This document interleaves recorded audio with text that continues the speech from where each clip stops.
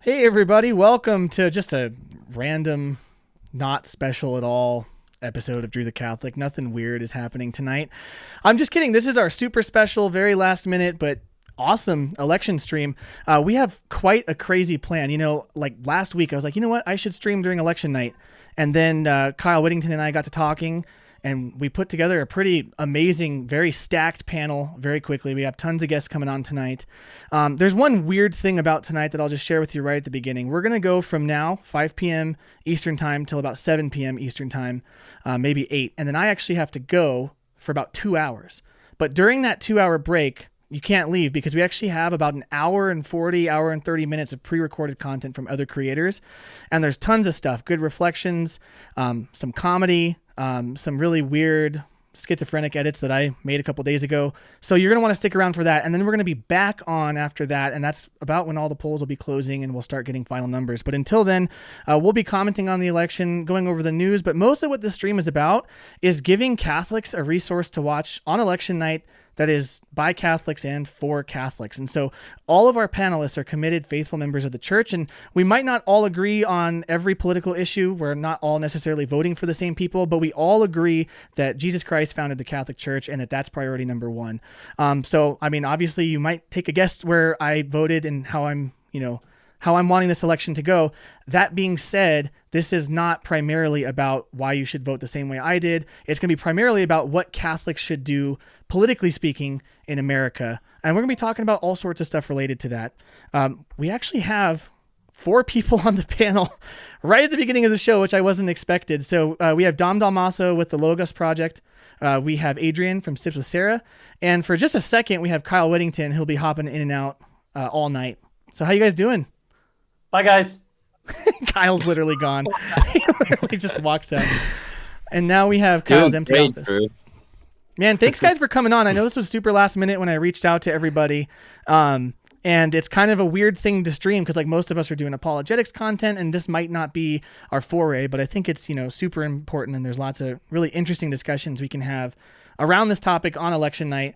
That way we're not watching the cesspool that's going to be, left or right reporting on this. We can watch, people we agree with for the most part, but I'm excited to have you guys starting it out with me. Yeah. Thanks for having me. Yeah. It's an honor. Yeah. Thanks for having us. Yeah. It's funny. I wasn't expecting like the participation that we got. So I'm just really happy that it seems like Catholics at least are very interested in partnering and collaborating and doing all sorts of stuff to work together to share the faith. One of the things I know for me thinking about this election, it's a big one. It seems like everyone has this sense that this is going to change things no matter who wins. It's going to be pretty pivotal. Do you guys get that same sense, or is that just my bias? Maybe that's where I'm at regionally or what I follow online. Yeah, I mean, I feel like. Go ahead. Sorry, I think whoever wins, it's going to be crazy. I know places are boarding up just in case Trump wins, and big cities go crazy about that. But I think even if Kamala wins, it's going to be crazy. I don't know that it changes anything long term. I think stuff changed long term already when Trump won in 2016. I don't think anything calms down or gets significantly worse, regardless of who wins. To be honest. Where's the guy who stands in front of the map and yells red and blue? That's coming, Thomas. That's coming later. We actually will do that, but not in front of a map. Sorry, Dom. What were you going to say? No, I was going to say, I definitely think it's a lot more charged this time around. I mean, more so than in my living memory it's ever been, I think, right? It's also a bit more symbolic. I mean, things have been bubbling up for the last, I think, decade that, the internet has been kind of furthering our communication, but also our division. And I think it's really coming to a head here in a kind of symbolic way. So, yeah, I think no matter who gets elected, things are going to, the response is going to be very loud, I think. Yeah. Yeah, it is interesting. And actually, we have another panelist coming on right now. This is Eric Holmberg, everybody. I think they're mute. There we go. Now you can hear us. Eric, can you hear us? Yeah. Man, it's good to see you, Eric. How you doing? Well, it's good to see you as well. Good. Yeah, well, I'm Really? excited to have you on as well. For those who don't know, Eric, maybe this is the first time you've been on my channel, and some of my audience probably won't exactly have the background on who you are. Many of them, being cradle Catholics. So maybe just give us a brief intro as to who you are, and then we'll continue our panel discussion. Yeah, well, I'm a former Protestant pastor, church planter. One of the churches I planted was on Capitol Hill back in the 1980s, and was very involved through a number of parishioners in politics. Later on, I worked on Michelle Bachmann's campaign. Most recently, I was the comm director for Marjorie Taylor Greene. If you all know who she is, she's kind of Donald Trump in a dress, Congresswoman from Georgia. So I've always been very, very interested in politics. But I came into the Catholic Church 5 Easters ago, this coming Easter. A long story, complex journey. But it's interesting that as a Catholic now, I'm viewing the whole realm of politics and how it is that Christians should interact with culture very differently. A lot of similarities, but there's some very important differences as well. And it makes it all just that much more, to me, something I can really do in faith, and knowing that we can accomplish great things as long as we do things God's way. So anyway, that's kind of where I'm at. That's awesome. Yeah, I remember. So I met you, man, it was almost a year ago now, when I visited Steubenville for the first time. And Kyle was like, "Do you know who Eric Holmberg is?" And then we met, we talked, and yeah, just learning about your journey has been incredible. And I think you'll be a great contributor to the panel, especially with your political experience. What you mentioned at the very end there is a really good place to maybe start our discussion. And Dom, you and I were wanting to talk about this. As Catholics, in specific, Christians in general, but Catholics in specific, we have a very distinct call as to how we interact in the world. And we also have the benefit of a church that's been doing this for 2,000 years, quite literally, that's been involved in a variety of states and governments at different levels. We've been persecuted publicly, and we've also been, the official state religion of empires. So we have a lot of thought and theology and philosophy behind our approach to how to apply the principles of the gospel, the principles of the teachings of Jesus Christ and the church in our political life. And Dom, kind of going to you to start. That's what I wanted to talk to you about. I know you're the Pope Benedict guy, and I know that Ratzinger has a lot of thoughts on this, and it might be nuanced. And without getting too into the weeds and bringing up citations, I wanted to just open up that discussion. What do you think is the framework that most Catholics should have for engaging politics in general, but maybe in America in specific? Yeah, I mean, so I'm not going to be giving anything super profound here, but this is a massive topic. I mean, I just want to recommend a book for people to read. It's definitely worth your time. It's called Church, Ecumenism, and Politics by Joseph Ratzinger. And it's a bit of a hodgepodge of different topics, but they have a unity, right, which is the relationship between the church and the state, and how Christian unity is actually important for bearing witness to the principles by which the state should govern people, right? And so anyway, it's just a really good book. But long story short, I think when it comes to a Catholic's understanding of the world and of politics, right, I think it's important to avoid 2 pitfalls and then to apply principles. So the first pitfall would be to think that as long as the state tolerates my private version of believing, right, then I'm okay with the status quo. Nothing's wrong. I got my religious, private life. That would be, in a certain sense, to corroborate with liberalism, right, with the privatization of religion, which means that the state would become confessional, but it wouldn't be confessing the principles of human dignity and that we receive through Christ and through God's history with man, but to be professing the principles of a new form of paganism, right? Which is a kind of radical individualism that, where rights begin to defend merely personal autonomy and not the common good and genuine freedom, which leads to things like abortion, the breakdown of gender and the family. Anyway, so we don't want to privatize our faith and our religion. That would be one pitfall, I think, that's important to avoid. The second pitfall is to actually bring the faith down to a merely political level, right? The faith is not political, although it influences politics, and it is something public, right? It's something that should be proclaimed in the public square. These are values that should inform public society and policy. But again, there has to be a proper distinction, or else what we end up doing is making the faith into merely a confession, a political tool. But if you look at the origins of the gospel, right, Christ says, my kingdom is not of this world, although it is in this world, right? And what does it look like? It doesn't look like the power of Caesar, but rather the power of love, which transforms the cross, which is the power of Caesar, into the power of the God-man for human dignity. So I think the church has to be a kind of conscience, right? A proclamation. This is the apostolic mission to the polis, to its rulers in the temporal power, so that it might form their conscience in a public way, but without degrading itself and becoming merely political. So I think those are the two pitfalls. And the way we do that, I think the church has given us all this Catholic social teaching, all these principles based on ethical ways of living in the polis, right?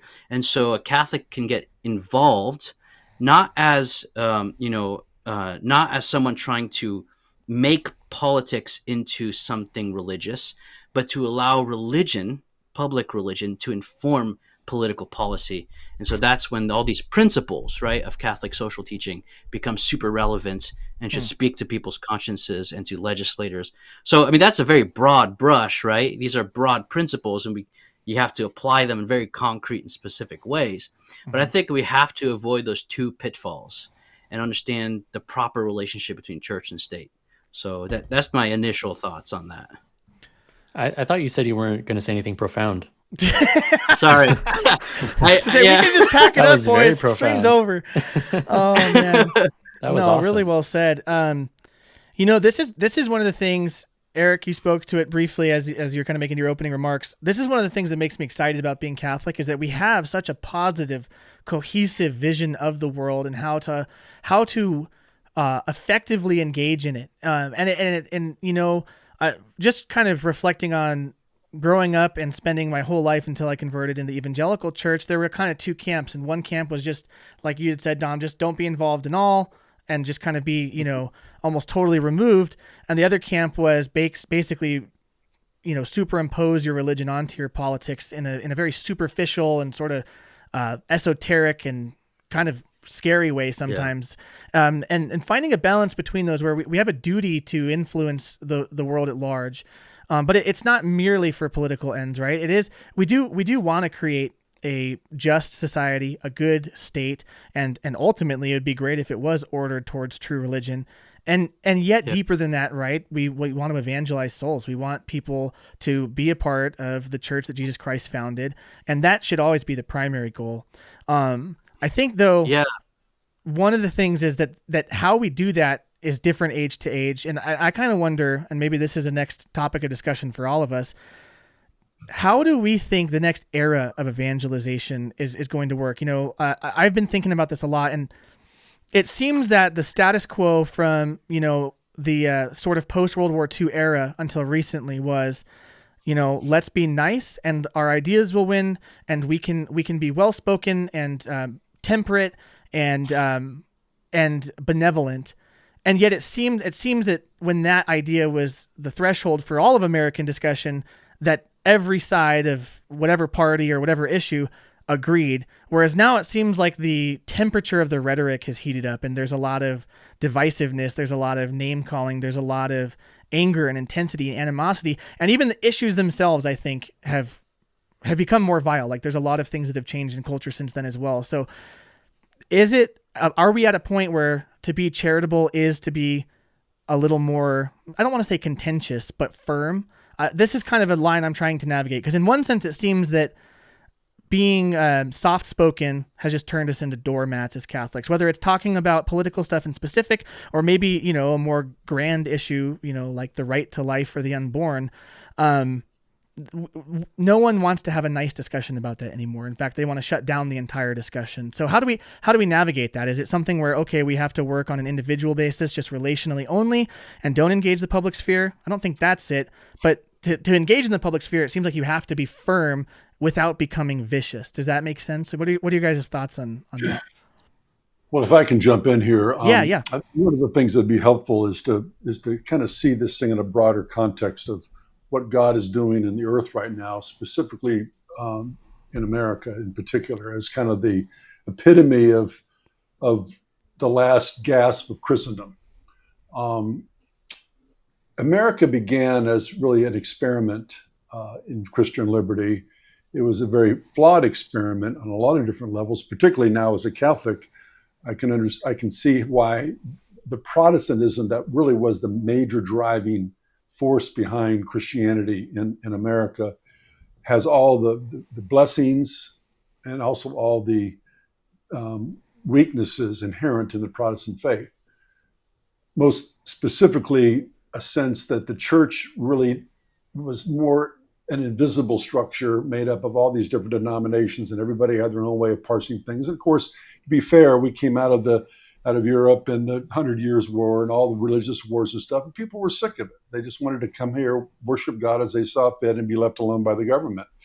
Problem with that is that it's contrary to how God structures the world. I mean, Jesus was very clear. His last words before he took off to go up to heaven, and it was to, hey, all authority and power has been given to me, therefore go into all the world, disciple nations, teaching them to observe all the things I've commanded. So it's not an option to try to create a culture that's disconnected from the Christian faith, which is ultimately what happened. Yes, there were a lot of foundational Christian principles, particularly in the various state charters and constitutions. But when it came down to actually forming a federal government, God was largely pushed to the side.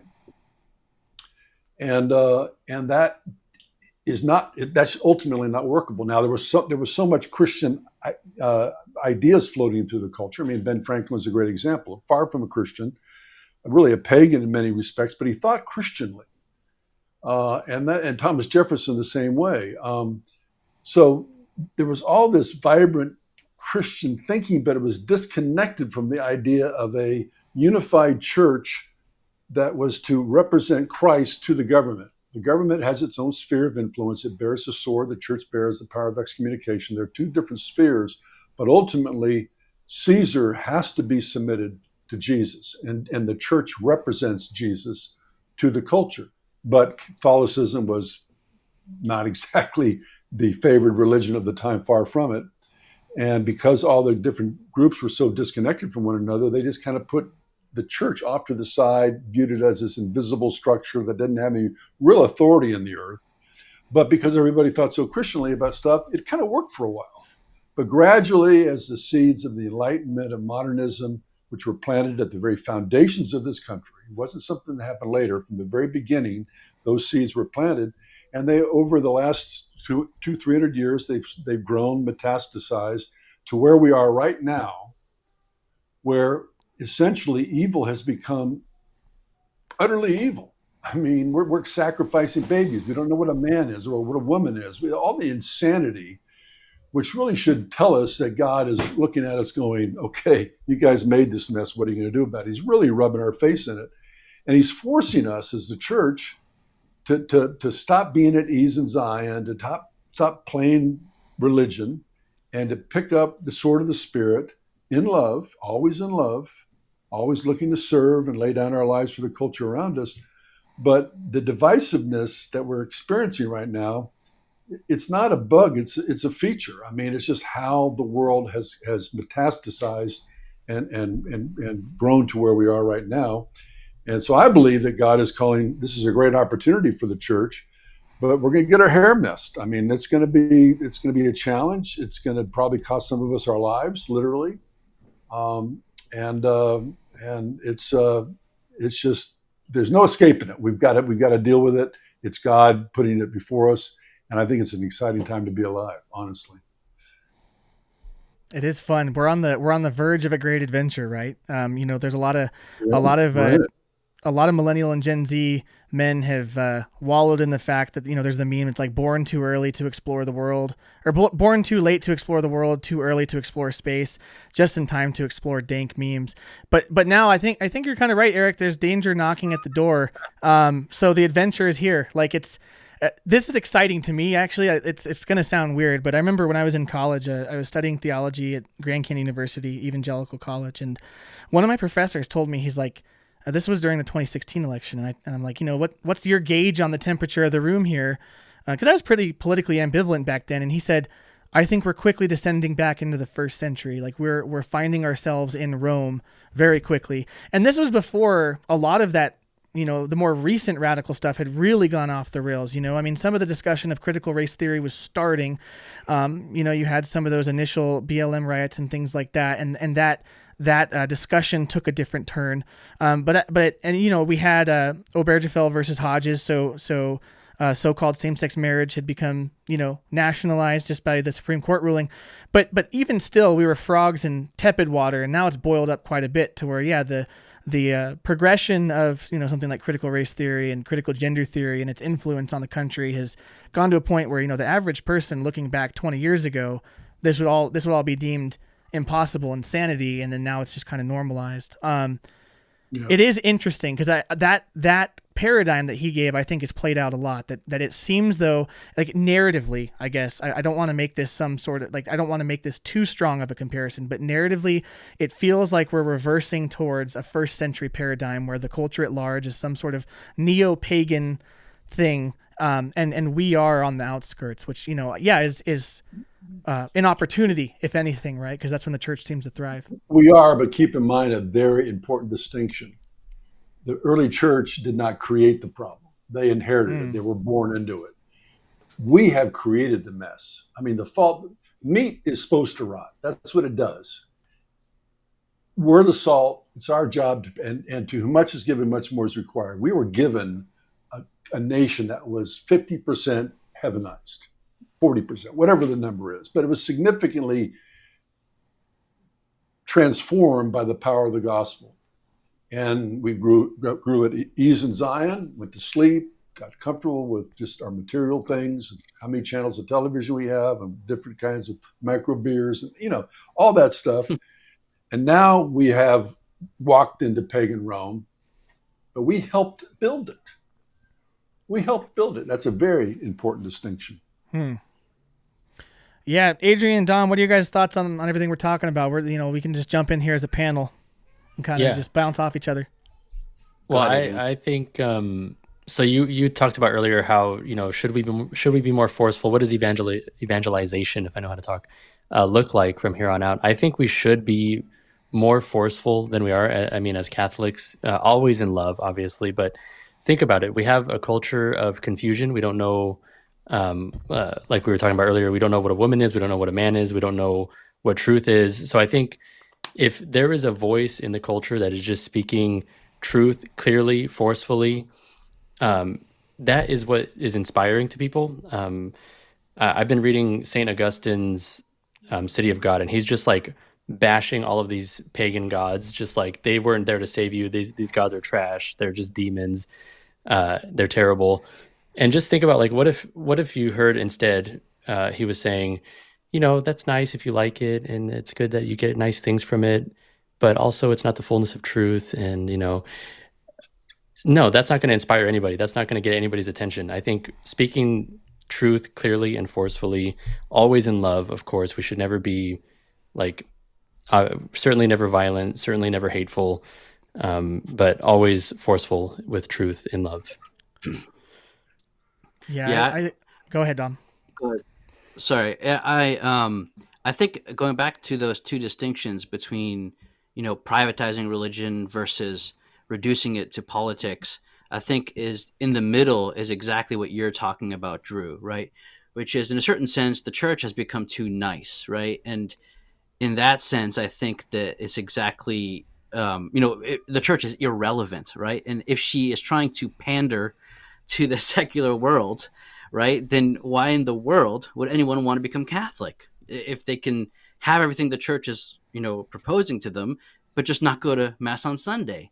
So this niceness thing is ridiculous. It's not worked. I mean, the 70s and the 80s was a perfect example of this beige version of Catholicism, which is why we need to make Catholicism weird again, I think that's the only way forward. We got to re-weirden Catholicism, right? Mm-hmm. But also, again, I think, especially in young people, this zeal, which I think is a beautiful and wonderful thing that we need to cultivate, right?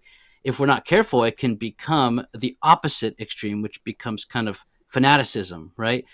Which actually collapses the spiritual sword into the temporal sword. So what's the answer? Well, I mean, you see it in Jesus Christ, right? Are you going to tell me Jesus was like being a wimp? No, I mean, the cross is literally a statement. He's saying, I am bearing witness to the truth. I mean, he was very firm. He didn't mince his words. It was very clear. But he didn't raise a hand because his kingdom is not political, but it's what makes this world just and what actually can inform the political sphere. And so I think that the two extremes here are basically this niceness, this kind of pandering, right? Which is a kind of caving into the liberal world, right? Mm-hmm. Which I think is all around us in the church. I mean, we all see it, right? And then there's the opposite extreme that you see sometimes, not always, but in people who are fed up, understandably so, which is like, let's bring back a Catholic state and a king, right? Which, I mean, that might be, I don't know. So the point, though, is that ultimately, what we need to do is to understand that we have to stop mincing our words and pandering to the culture and be willing to become martyrs. You see, that's not political violence, nor is it niceness and pandering. It's actually called the gospel, right? And so it seems to me that that's the way forward. And what does that look like? What can we do? Because everyone asks me, Dom, you're so critical of all this stuff going on in politics. What's your solution here, right? Well, I think that we have to rediscover what the liturgy is, because if we understand that the liturgy is the sacrifice of the God-man, right? It's an act of love that affirms the dignity of every single human being made in the image of God, right? And that this love is what actually secures the values that undergird the entire civilization we're a part of. Then if we are able to encounter that reality, when we leave the liturgy, we can act according to that reality, right? There's a saying in the Middle Ages, which is agere sequitur esse, right? Action follows being. So only when we actually rediscover what liturgy is and properly worship God, from that religio will flow the proper ethics that will change our polis, right? And I think we're all worried about, gathering together and listening to each other. And that's, there's good stuff to that, right? But ultimately, I think we should start talking about the liturgy. What is the liturgy? And rediscover the beauty of the liturgy, the encounter with God, with love. And then from there, we can go out and make the world a better place, even if that means by shedding our blood in imitation to the blood shed on the altar.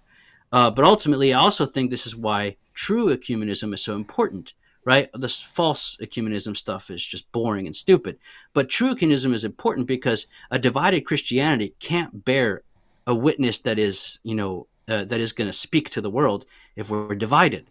So genuine ecumenism, which is going to look like, a turning towards God to bring about unity among us. We're not going to create in an artificial way this unity. I think is something that can actually speak to culture. So my conclusion basically is that stop pandering to the culture. We're very anti-culture right now. Okay. We're weird. That's okay. And another thing I would say is, rediscover what liturgy is. What is happening on the altar? And that will actually change you, and changed people make a better world, not changing policies necessarily, right? And so, and finally, I would say let's reconsider how we go about genuine ecumenism and evangelization without the stupid liberal relativism, nor with the kind of irrational, unnecessary antagonism, right? So, I mean, the solution is not an easy one, right? But it really is a call to turn towards God and to be humble enough to allow the truth to make a difference instead of trying to fix everything through our little programs. Anyway, that's all I got. Sorry, that was a ramble. No, that's beautiful. Great. And honestly, Thomas came in with the perfect summation of your statement, which is basically being fully Catholic is punk now. And this is so, you're going to hear more about this in some of the pre-recorded stuff, but I'll go ahead and spoil it now. this is, and it always has been, the true rebellion against the world order has been to be a follower of Jesus Christ, to be a Catholic. The ruler of this world is the devil. It's Satan. So we shouldn't be surprised when we see cultures devolve, when we become complacent. A thousand evils are usually caused by the complacency of a few good men. Like, that's how this stuff originates. And it's when we're not keeping watch in the garden with our Lord, right? When we fall asleep, that's when the guard comes and takes him, right? This is a theme that we see in the Gospels and throughout church history.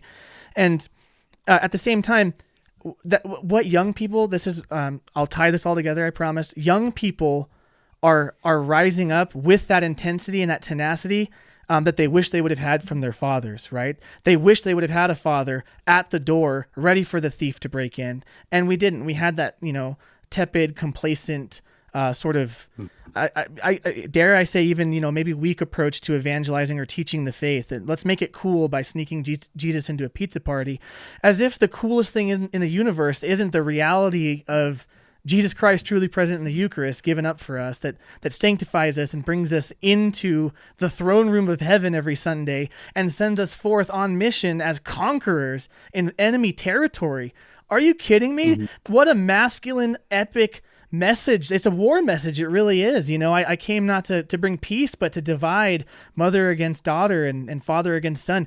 We're in enemy occupied territory. And just what you said, Dom, the liturgy is where we are refueled. It's where we get the resources, and I could even say the ammunition with which to wage war in this, and what is really a spiritual battle, but does play out on these temporal fields.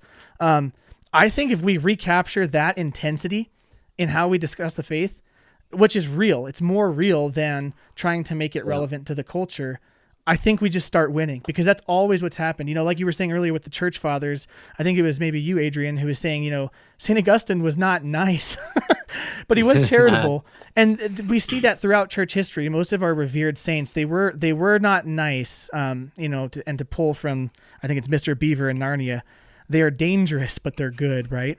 And so maybe it's time for us to be dangerous, but good again.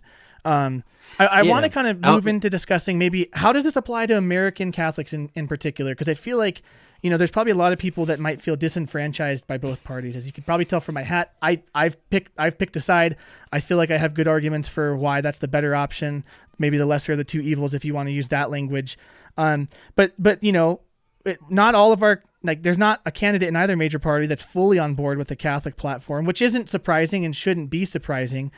How do we navigate as Catholics engaging politics in specific and doing such in a way that is responsible to our civic duty and responsible to our duty as Catholics to shape the culture, and yet also not missing out and not neglecting our duty to evangelize, to, go therefore the Mass has ended, bring the gospel to the ends of the earth. What are your guys' thoughts on that? Oh, man. It's just a slight question of, no difficulty there. Well, I have some thoughts, unless anyone else wants to go. I think, I want to take this opportunity to recommend another book. Yeah. Here's a book I think people should read when it comes to politics and how to understand things properly. Or not, not that it has all the answers, but to really orient, I think, the conversation. It's called The Politics of the Real, The Church Between Liberalism and Integralism by David C. Schindler. It's a dense book, right? It's not a beginner's guide, although it's not inaccessible either. I think I would recommend it to anyone who is up for a challenge. But long story short is I think we're really concerned about what we should do in the situation we're in, right? We're talking about plans of action and different policies and theories of how to do this or that in the political sphere. But again, I think that this is why I think the liturgy is so important. We forget to ask questions about the sphere in which we're acting, because quite frankly, the sphere in which we're acting is not Catholic, right? It's not conformed to reality. Like all these liberal principles are ideological; they're not real, right? Which is kind of Schindler's point. He wants to recover a politics of the real. So what is real? And so I think that, so me personally, right? So I think that, I did not vote. Okay. That's not because I think that everyone else should not vote. I think people should vote. I think that's good, right? But I didn't vote because, and I also made it a point that I didn't vote. I try to tell people I'm not voting because I think we're so caught up in the doing that we forget to ask certain questions about, well, what is politics? What is the church? What is the state? What is law? All these fundamental questions. And someone has to be asking those questions. And, someone has to philosophize and think about these things because culture will flow down from that kind of thinking, which is why I think people like David Schindler are so important. And so I think that ultimately, me personally, I am not voting. I'm not engaging in the political arena because I think it's so corrupt, first of all, but because I want to actually bear witness to the truth of things, right? As all Catholics should. And hopefully that truth eventually will inform the way we act and change the world. Anyway, so a call back, I would say, to the liturgy is the most important thing a Catholic could do. You want to be politically relevant? Actually try to understand what the liturgy is and allow it to transform your life. And then everything you do will become effective. And last thing I'll say, Drew, I'm sorry I'm on a rant, but No, you're good. the Second Rant all the Vatican way. Council, the Second Vatican Council talked about the responsibility of the laity in the secular sphere. And secular here means secularity, not secularism, right? So the council talked about how the secular sphere is the field of mission of lay people, and so we have to engage, right? But how do we engage? I think we have to engage as Catholics, right, with Catholic principles, not secular liberal principles. And to me, that's the number one problem I see, which is you have people who profess to be Catholic, and they are Catholic, of course, right? But they have ways of thinking or the definitions of certain words that are not Catholic, that are liberal. And so it seems to me that this is why I'm not engaging right now, because I want to remind people you're playing on the enemy's playing field, right? Recover the proper definition of things, the proper reality of things, and then engage is kind of what I'm trying to say. Anyway, so the council said lay people should engage in politics. It's a responsibility, right? But I also think that there's a place, especially in today's situation, where we can actually call people to engage as Catholics. And I don't think Catholics are doing that. Anyway, so that's all I got. Okay, but real quick, you left out a really important piece of context that yes, you didn't vote, but you're also literally a French citizen. I'm a dual citizen. We. American citizens you have voted. You're both, right, Dom? Yes, I'm both. Yeah. You could vote. Yeah. So Dom's actually a Marine Corps veteran. So, but I'm going to push back on that if I may. It's not an either or situation. It's a both and. I mean, and most things work out that way. I'm on. Listen, 10 o'clock tonight. I'm going to be at St. Pete's Adoration. A group of us are getting together to pray for an hour for an honest counting of votes and all that stuff. So, and I get the importance of liturgy. I get the importance of getting our minds right. That's all. It starts with that, no question about it. But to disconnect it from we live in a fallen world. I mean, if we sit around and wait till the politics works out in a way that we think, well, this is clean enough, I can jump in, we become entirely irrelevant.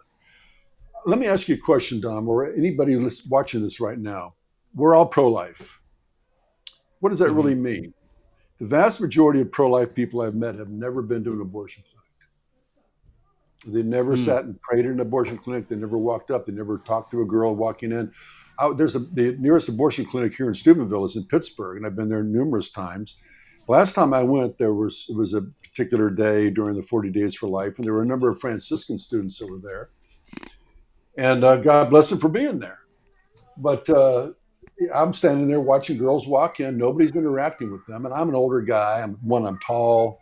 I'm older, bit intimidating. And for me to walk up to a young girl and talk to her, I got 2 strikes against me. And I do it, but it's not the optimum situation.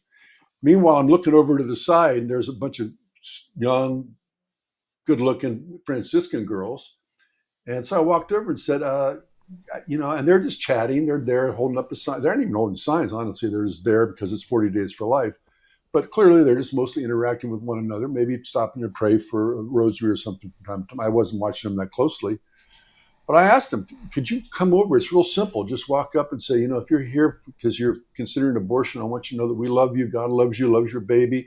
It's just, and they looked at me like I had, a second head. I mean, it was, and that is precisely why we lose, because we live in this rarefied world of ideas, and of course most of us don't do that. And Dom, I'm sure you're a wonderful guy and you're far deeper in this stuff than I am, and so I admire you for that.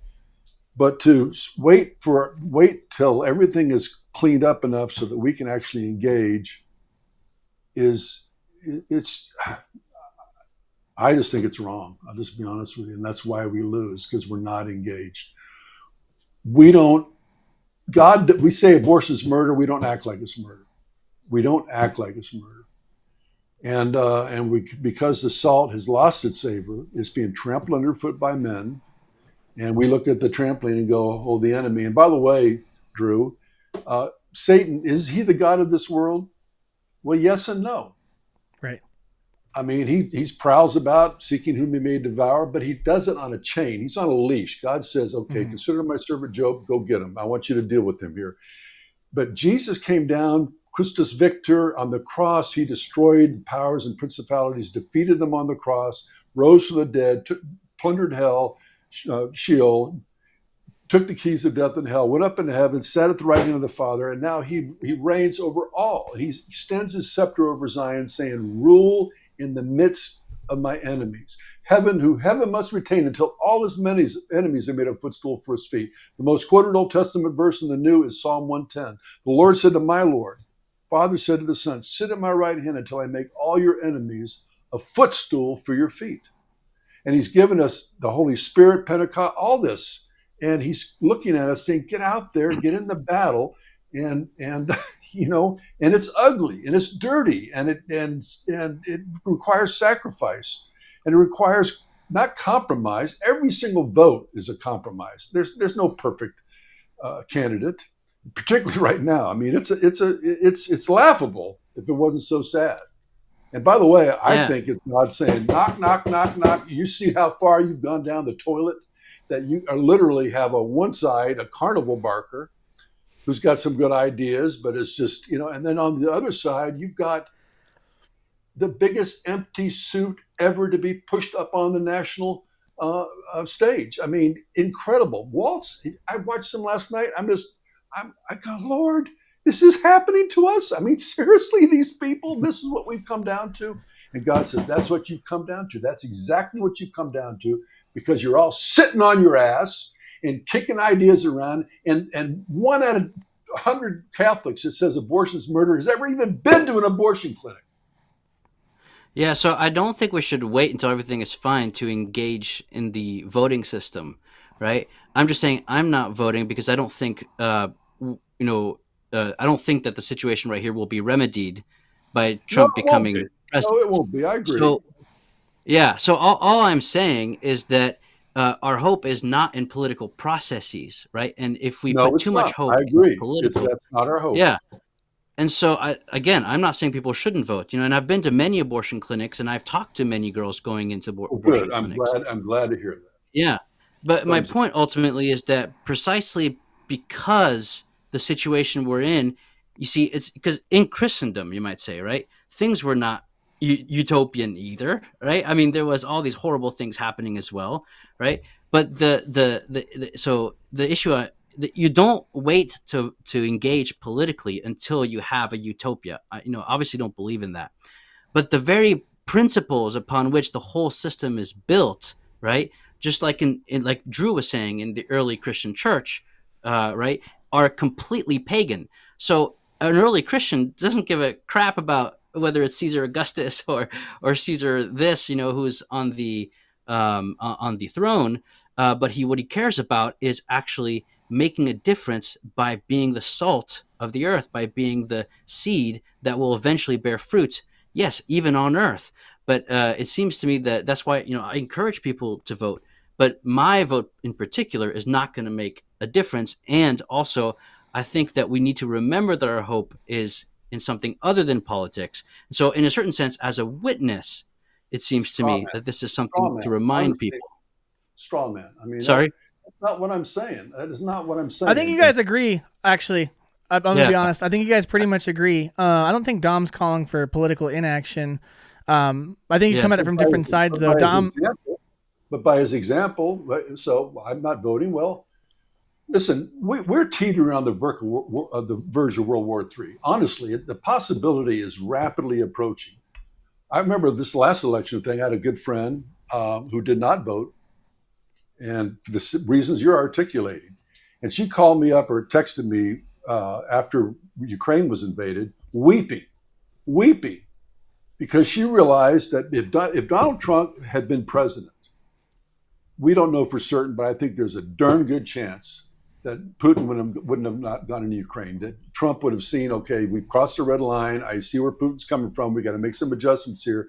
And that would have prevented enormous amount of death and destruction and mayhem. The whole world is teetering on the brink. And if Kamala Harris ends up being president of the United States, along with Waltz, I fear for the world. I mean, I know that God ultimately is coming back to a world. I don't think the world's going to end, but there's going to be an enormous amount of suffering as a result of it. And whatever you want to make for Trump, the guy is difficult for these tyrants to deal with. I mean, they're intimidated by the guy, and he has a way of, he's got a knack. He's the art of the deal. The guy has an art for getting in there and fixing things. So whatever you want to say about it, preventing World War III is a reason to vote and vote for Trump. I'm sorry. Dom, if you would have voted, you told me off. Maybe you don't want to say it. I'll refer to you if you wanted to say. Yeah, but, no, I'm not calling for people not to vote. I never said that, right? I think that we should engage in political activity as Catholics. I think that it's not a moral obligation because our hope is not in the political sphere. And I think that occasionally some people abstaining because of the state of things and calling to something higher and putting our hope in something less. Well, we might come to a standstill on that. The stream is cutting out a little bit. That's okay. Yeah, I think your internet might be dipping a little bit. I kind of want to pivot. Yeah, as I say, Dom, I think yours is cutting out a little bit, unless it was mine, but I should be hardwired. But okay. I think where you guys both agree is that the involvement and the investment of Catholics in the social sphere has to increase and intensify. And that's going to be the fun part about this stream tonight. Yeah. Like I said at the beginning, not everyone's going to agree on all the particulars, but I think we do agree on those fundamentals. I briefly want to discuss one of the points Eric made, just because it's kind of one of the reasons I decided to vote for Trump. And then I'm going to kind of pause some panel discussion. I want to do a quick review of just the news as it is now. And then we can pick up the discussion there. But this is one of the tough things, just from my perspective, about voting as a Catholic, is there's a lot of issues, and obviously, our bishops are rightly telling us that the preeminent issue is life. Just from my perspective, I'll be honest, I take a more pragmatic approach. You could be staunch and say that, neither candidate is a pro-life candidate, therefore I won't vote. That being said, I think it's, worth considering that we should be taking baby steps when we can towards a more just society as well. And this is going in a totally different direction. I'm kind of just moving the conversation on. But for me, part of my formation of my voting decision, not that it really matters because I live in Colorado, so I'm surrounded by blue, but was that, when Donald Trump was president, through his Supreme Court appointments, we did get the overturning of Roe versus Wade, which was massive. And I think his record on war is astounding, and it's really good. And those to me are probably the two biggest issues. Is like, well, they both come down to the right to life, right? Like, do unborn children have a right to life? Unequivocally, yes. And do human beings have a right to life and to not be warmongered into non-existence for the greedy musings of a few elites in Congress and at the World Economic Forum and in the UN? Yes, I would say so as well. I think those are huge issues. And what's interesting to me, and I think this is something we can all agree on, by and large, the cultural discussion, it does talk about those things, but most of the cultural discussion is about, really it's the inverse of those things. It's the right to choose, right? Bodily autonomy becomes a big cultural point. Yeah. And and other things like that are frankly, like, I'm just going to be really blatant, first world problems that you don't have in developing nations, but we're so comfortable in America in our excess and in our consumerism that we don't think about things like that. And then from an economic perspective, I'll just kind of speak to this as a business owner. Until I owned a business, I had no idea how bad our foreign policy decisions were, man. I can feel it when they pass an omnibus bill that prints trillions of dollars. It's something you're like, okay, maybe that doesn't matter, and no one here thinks it doesn't matter. Everyone on this panel probably is like, that's a horrible idea, and it's an economic injustice because it puts the strain on us to a large degree. I'm kind of rambling now, but all that is to say that I think this is a really consequential election for that reason, and honestly, probably the preeminent issue from my perspective is global conflict. I mean, it's terrifying. I think everyone's kind of had a low-grade anxiety since the invasion of Ukraine. And then with the October 7th attacks last year on Israel, that obviously ramps up a little bit more. And I mean, it does kind of feel, what's interesting about it is what happens in American politics, because we are the, global hegemony, impacts the rest of the world. The rest of the world. Yeah, from a perspective of subsidiarity, I'm like, maybe that shouldn't be that way, and that would kind of be more of a Donald Trump, America prioritizing our country and being, maybe not full on, but quasi isolationist, which our country has a history of doing. In one hand, it could be like irresponsible to exit the global sphere rapidly and just let it fall apart. There could be an argument there, but on the other hand, it is, we have an inordinate amount of control that impacts other people's lives, often in a willy-nilly manner, And then when you see one side, and anyone in the comments, you can feel free to disagree with me. I'm taking a pretty partisan take here, but I mean, I have the hat on, so it's not surprising, I guess. When one side used to be the party that said they were anti-war, but now they're being endorsed by Liz Cheney, it's for me, it's like I guess I'm more of a hippie than not. I don't want war. I don't want to die for it. I'm certainly not willing to enlist myself and go. And I don't think that any of these conflicts would go under a just war theory. And the other issues that they're propagating to get people to vote for that ticket are sidestepping that major issue that Eric brought up, which is, the footsteps of global conflict, which could lead to nuclear war. God forbid. I don't know. Maybe you guys want to push back. Maybe you want to jump in on that. It seems like, and maybe this is me being paranoid, it does seem like the stakes are exceedingly high with American politics in that regard. And maybe that's kind of the overall point. What are you guys thinking? I mean, I personally agree. I mean, I think that especially this election it's on everyone's mind, not just Americans, right? Even Europeans. So, I mean, the impact of the U.S. on the global sphere is definitely significant. So, I don't know. I don't know. Adrian, do you have any thoughts, man, on anything we've been talking about? In a second, I'm going to move to some news and some stuff on X coming out. Yeah, I mean, I agree with everything you just said, Drew. I think of things very pragmatically as well, and I just think, yes, there's truly no pro-life candidate on the ballot this time around, which is sad. But which candidate will result in the deaths of less babies? Definitely, Trump's position lends itself to that end. And even if we have to be incrementalist and it's not perfect right now, I think it is important to at least make some progress in that direction. And I think we will do that with Trump as president. Great. Yeah. Eric, you have any thoughts on that? I mean, I'm guessing you're kind of in line with that based on what you said. I mean, we're a mess. Personally, I think America 1.0 is done. I think it's over. Right now, as we're just in the death throes, Trump represents a little Dutch boy with his finger in the dike that's going to hold back the ultimate judgments that are haunting our nation, and well deserved. I mean, we deserve whatever God wants to throw at us. I mean, all of his judgments are born of mercy, born out of a desire to discipline us and push us in the right direction and help us grow up. And while evil men slept, I already mentioned this, the enemy came in and sowed tares. 250 years, 300 years, the tares have grown. Now they're fully manifesting. We're seeing stuff that's full on satanic, just full on satanic.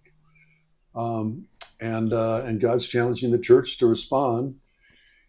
And whether or not, my fear is that Trump will win, and the church will go back to sleep. Much of the church will go back to sleep. And Don's right. Don's right. It's we've got to be digging deeper and recognizing that there's systemic problems that have brought all this about that we're not dealing with. We're just putting band-aids on things. We're dealing with externals. This is a sick culture. I stopped. Yeah. I'm proud to be an American. I spoke at a rally in Ohio, Northern Ohio, a couple of years ago. It was the last time they invited me back because I spoke one of the last speakers. And they had been playing the Lee Greenwood or whatever. I'm proud to be an American. My opening comment was, I'm not proud to be an American. I'm ashamed to be an American. I'm ashamed of what our nation has become. We're a whore nation. We're vomiting up. Everything, child sex trafficking to horrible food, that's killing people literally, subtly, to the military-industrial complex, wars. It's just, this is a sick nation, and I agree with Dom. We're the whole system is so corrupt, and I just am afraid we're going to go back to sleep, and God's going to say, okay, well, ultimately, I've got to wake up my church. I've got to strengthen the things that remain. So I'm going to let this whole shithouse, excuse my French, just go up in flames. And so it's an interesting time to be alive. I don't know, as an older guy, I'm ready to light myself on fire and go out with a blaze of glory. That's my retirement plan, to get shot in the head by somebody. But I've got kids and grandkids, preferably in the head, heart. I just hope they don't torture me. I'm trying to avoid torture. But I've got kids and grandkids, and I'm fighting for them. I'm fighting for them. And by the way, any old timers out there, probably not a lot, but if anybody out there, you're the ones that are supposed to be taking the front line, because you got nothing left at this point to lose. I mean, I've got a great son-in-law, married to my oldest child, Laura, and he's making good money working for a big company in Nashville. And he agrees with us. He's Protestant, bless his heart, but he's still a good man. And but he has to be careful what he says, because he's got 3 kids. He's got things he's got to do. So he kind of keeps it on the down low. I don't give a rip. In fact, and no old person who's retired. And by the way, if you are retired, guess what? You got the last little bit of meat off the bone. The American carcass is dead. It's gone. There's nothing left. It's bankrupt. Our kids are going to get nothing from their investment in Social Security. It's all bankrupt. It's coming down. So we're the last generation, my generation, that has been able to suck the last little bit of life out of the dying carcass of America. A lot of us are living in homes that we don't, bigger than what they're paid off. We got all kinds of money in the bank. Downsize, take 2/3 of your money or 3/4 of your money, invest it in change, join the school board. You don't have to have kids in the school. Get involved in politics, light yourself on fire, throw yourself up at the barricade so the next generation can crawl up over your dead body and win the battle. We got to have that attitude. That's how intense this situation is right now. And most people are just like, whatever, turn the channel, what's cold in the refrigerator. And that's why we lose. Dude, Eric, I love you, man. Kyle gave us a super chat saying Eric is remarkably based, which is yeah. It is crazy. It's kind of one of those things where every once in a while I have a gut check where I'm like, I'm incredibly blessed that I'm very fortunate in my life. I have family close. I have a means to provide for my family, that it's enjoyable, it's productive, it's helpful, and a lot of things personally are going well. But then when I look at, especially through the lens of being a father and having 2 young children, that's when I don't know what it says about me that I'm only 29 and I feel just like Eric does sometimes, where I'm like, I don't give a damn anymore, just light it on fire, But I feel the same way, and what it feels like to me, it's the same feeling of knowing danger is near and you're going to have to act soon, for the sake of your children. What I think is good is I think that the younger generation is primed to rise to the challenge, and not all of them, but the ones who are, dare I use the word woke, in the right way, right? But that's they're rising to the challenge. They see the writing on the wall, and honestly, they're kind of up for it. I think of like Gen Z in particular. My encounter with Catholic Gen Z has been nothing short of, watch for what's coming next, man, because they're intense and I love it. Yeah. I want to transition Also here. true. Oh yeah, go ahead. Sorry, I just wanted to say, the world being on fire, right, I think is paradoxically an opportunity for a purification of the church. Exactly. Yes. And I Amen. think that's definitely, Amen. it's definitely happening. And also Catholicism, despite the efforts, I don't want to be too church, is still essentially weird, right? And I think a lot of people are noticing that. Just think of people like Jordan Peterson. There's some celebrities as well, and Jonathan Peugeot, although he's Orthodox. And then there's who else was there? There was the Tom Hall, British historian, right? People realize that Christianity is countercultural in a way that is actually going to offer something like an alternative to the hell that we've created for ourselves, right? And so I think a lot of the people who are not taking their faith seriously are just falling off like dead skin, right? But a younger, vibrant, alive body, right, of people who genuinely believe that Christianity is the solution to all their desires, right, and to making a real civilization and culture, I think will be born like a phoenix from the ashes, right? So the burning, although of course we don't want to say, yay, the world's on fire, but at the same time, it's an opportunity. It's something that we've seen before, with the fall of the Roman Empire, for the birth of a very beautiful, I think, reform that's going to happen in the church. And that's hopeful, right? I think that we should definitely feel hopeful about that. Just look at our young seminarians and priests. The state of seminaries in America, paradoxically, is one of the best situations we've had since the Second Vatican Council, right? Yeah. So anyway, there's a lot to be hopeful for as well. Awesome. I think. Yeah, go ahead, Adrian. Sorry, I know you want cut to in move right on. after you. No, you're good. Go Yeah, ahead. What I what wanted- Don just said, one of the reasons I became, I got 60 reasons why I became Catholic. 3 grave sins, how the Bible, 3 grave sins, and 60 witnesses made me a Catholic. One of them is the wretched state of the Catholic Church. I was once upon a time a fairly well-known Protestant apologist, produced a bunch of videos. You Google my name, you'll see me all over YouTube back in the day. And one of the best-selling videos I did was An Amazing Grace, History and Theology of Calvinism, which, of course, Calvinism is most antithetical of all the Protestant sects towards Catholics. So I got a lot of Calvinists that are upset with me, traitor.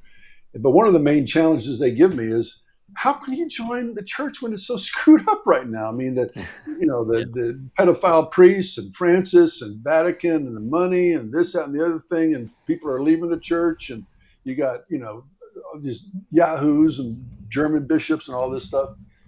And I said, that's one of the reasons I joined. You understand? If God started this, this is His church, and the gates of hell is not going to prevail, and it goes up and down. It's been this cycle before, and Dr. Hahn and Bergsman and other people I've been blessed to know here in Steubenville, the general agreement is this is about as bad as it's ever been. About as bad as it's ever been right now. What does that mean? It means that real estate, stock, buy low, sell high. Get in on the ground floor, and then when the Holy Spirit starts to bring renewal and revival, and just what Dom's talking about, these new priests that are coming on the scene now, I see it here in Steubenville. All kinds of Protestant dudes like me are getting red pilled now and are becoming Catholic or Orthodox. Yeah. And so I think the next Pope might not be that great, but I think down the road we're going to have an incredible Pope And we're going to see tremendous renewal, and it's going to be the greatest time ever for the Catholic Church. And we're going to see nations transform. It's exciting. So yeah, buy low, sell Yeah. high. I'm riding this Amen. elevator up, Amen. baby. Adrian, thanks for the super chat. He's on the panel and Yeah. gave a super chat because this is getting demonetized for sure. This is a good time to mention that you can head over to drewthecatholic.locals.com and support me in a way that YouTube can't take from me when they inevitably turn this channel off. So, Adrian, I know you had a couple points, and then I'm going to pull up some numbers. Yeah, real quick. I just wanted to address Hallie in the chat was responding to some of Eric's earlier comments and said, where is the hope though? And that was when you were talking about how if you're an older person and you're retired, you got nothing to lose, you should set yourself on fire to try to, contribute something good for the next generation. And I think there is hope in that message, even if it doesn't sound like it, because we're all trying to fight the good fight at whatever level we can. And like you mentioned, if you have kids and you have a home and you have a mortgage and you got a family to support, there's only so much you can do without putting their well-being in jeopardy.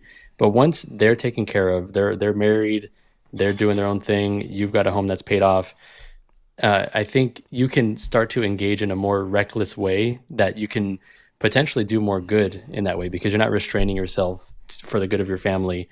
So I think I just wanted to push back and say there is hope in that message. It's just we're all fighting, and we can fight more recklessly when we have nothing to lose. But we fight because there is hope. That we know that our fighting and whatever suffering we undergo because of our fight ultimately has the hope of changing the world as Christ changed the world with his suffering on the cross. I think the hope came in at the end there too. I mean, with how Eric was wrapping up his last statement there was a lot of hope in that. Yeah.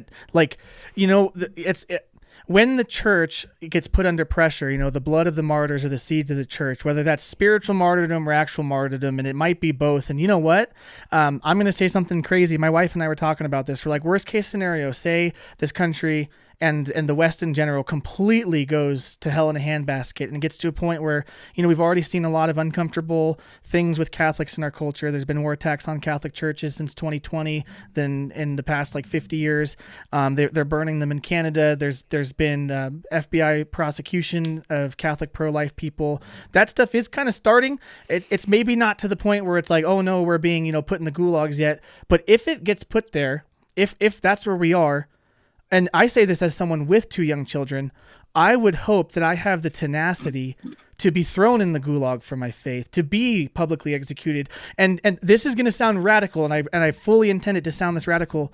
What better witness could I give my daughter than standing up boldly for my beliefs, and if it came to it, being killed for them, And we even talked about if it gets that uncomfortable that, say, my daughter at 9, 10, 15, 20 years old has to make the same decision. Say she's the one on the end of martyrdom. Maybe she's a missionary somewhere, or maybe it's even in our own country. It would be horrific and horrendous. At the same time, I could never be more proud, right? As a dad, to have the faith instilled in my kids in such a way that they would do what the early martyrs and the apostles and all the great saints did, and bear the cross, even to the ultimate end. That's the game I want to play, man. And I'm not asking for it. I'm not seeking it. Yeah. Be prudent. Don't be insane. Don't get yourself, don't seek it out. But if they're going to do that, then so be it, because nothing will turn the tide in the direction Eric was talking about at the end faster than that. The harder they come after Holy Mother Church, first they fight you, then you win. That's how it goes. So, With that, I want to move into just some overviews of kind of how the day's been going. Some states are actually starting to tally votes. Yeah, Dom, what's up? I'm sorry. I do have to run. But I would like to just leave you guys with one final book recommendation. Yeah, let's go for it. So this book recommendation is from someone in Steubenville called Dr. Andrew Willard Jones, and it's called The Two Cities, A History of Christian Politics, the best book on church history I've ever read. And fittingly, the final chapter is called The Coming Reform. It ends with hope. And so with that, I'm going to have to take off. Thanks, Drew, That's for amazing. hosting. Dom, thanks for coming on, man. Really appreciate all your input. And if you want to come back on later, just let me know, and we'll bring you back on. Couple comments. Cool. That one Catholic girl, Vanessa, is in here, and she says she has her black MAGA hat on, which is amazing. Nice. Desiree from Uncatechized Catholic said, that hell yes, if it comes to the gulags, I will go first. Which I love it. That's awesome. And yeah, Vanessa, if you want to hop on stream, let us know and we'll get you in here. If you want to hop on real quick, I'm just going to move Adrian to this top slot and then I'm going to go to. Oh, Vanessa. Yeah. So it's, if you're going to be editing all night, that's fine. This is going to be going basically. This is going to be going until it's over. Actually, let me just. I'll just do this. So live. until next week. Kyle. Until next week, yeah, we're going to be live streaming until January 20th. What I want to pull up, guys, is we've got a couple votes coming in. I'm just going to pull up my screen here.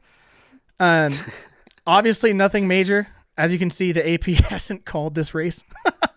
But we have votes coming in Indiana, 5% reporting, and Kentucky is 2% reporting.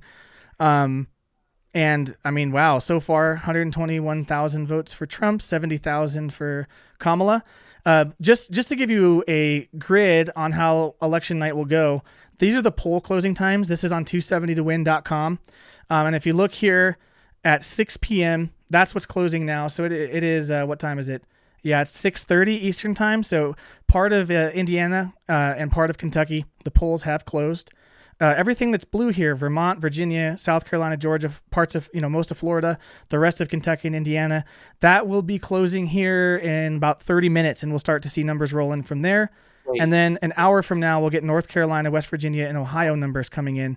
So before we even go to the next block of this stream and all the pre-recorded content I talked about earlier, we will start to see numbers come in. As that happens, I'm going to start, we'll still have the panel discussions. In fact, we actually have Dr. Alan Harrelson coming on here in about 5 minutes or so. But I will be cutting in with that, and I'm going to be a lot less polite about that. When we see states called, we're going to jump in. Just a reminder for everyone watching, I have to take a break at, what is it? It's going to be 8 p.m. Eastern time, but we have pre-recorded content going that whole time, so you still have something to watch. A lot of amazing things there. I just doxed Kyle's Discord. Oops. Anyways, we're going to start reporting on this stuff, and I have a few things on Twitter I want to bring up, but we actually have someone dialing in right now. Let me see who's dialing in. Oh, it is Dr. Alan Harrelson. Let's bring him on. Hey, Dr. Allen, how are you? Can you hear me?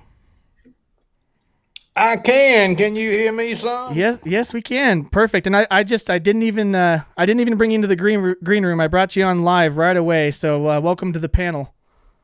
Well, sir, it's good to be here. I'm glad to be able to speak a little bit about such an important evening. Yeah, absolutely. We were just kind of talking about a lot of stuff as it relates to the faith and politics and our engagement, and a lot of good discussion. Some numbers just started to come in Indiana and Kentucky, and I think I know where you stand, so they're looking good for us.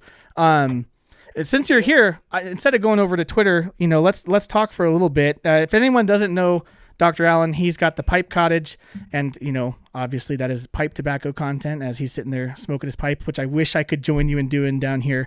But Dr. Allen, maybe tell us a little bit about your background and just for the people watching who might not be familiar with you.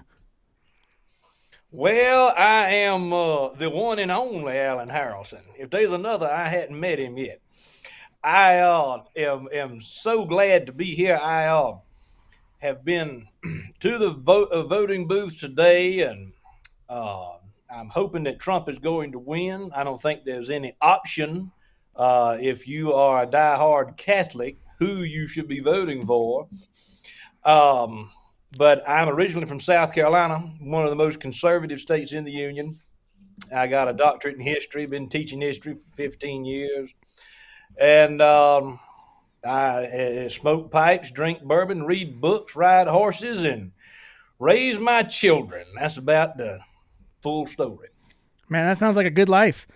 I'll bring back up the panel here. Oh, now Kyle's got his pipe going too.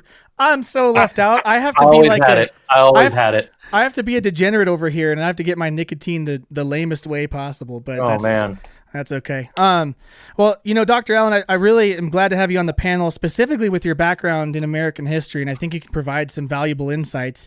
One thing that you might speak to that we haven't talked about yet, and I'd love to hear just some of your initial thoughts on this, is as a convert to Catholicism and as as a Southern historian, a Southern American historian, I've heard you talk about some of the overlap between Catholic social teaching and Catholic values, and maybe the original vision of America and American values. Maybe not where they're at right now, but there's some interesting overlap there.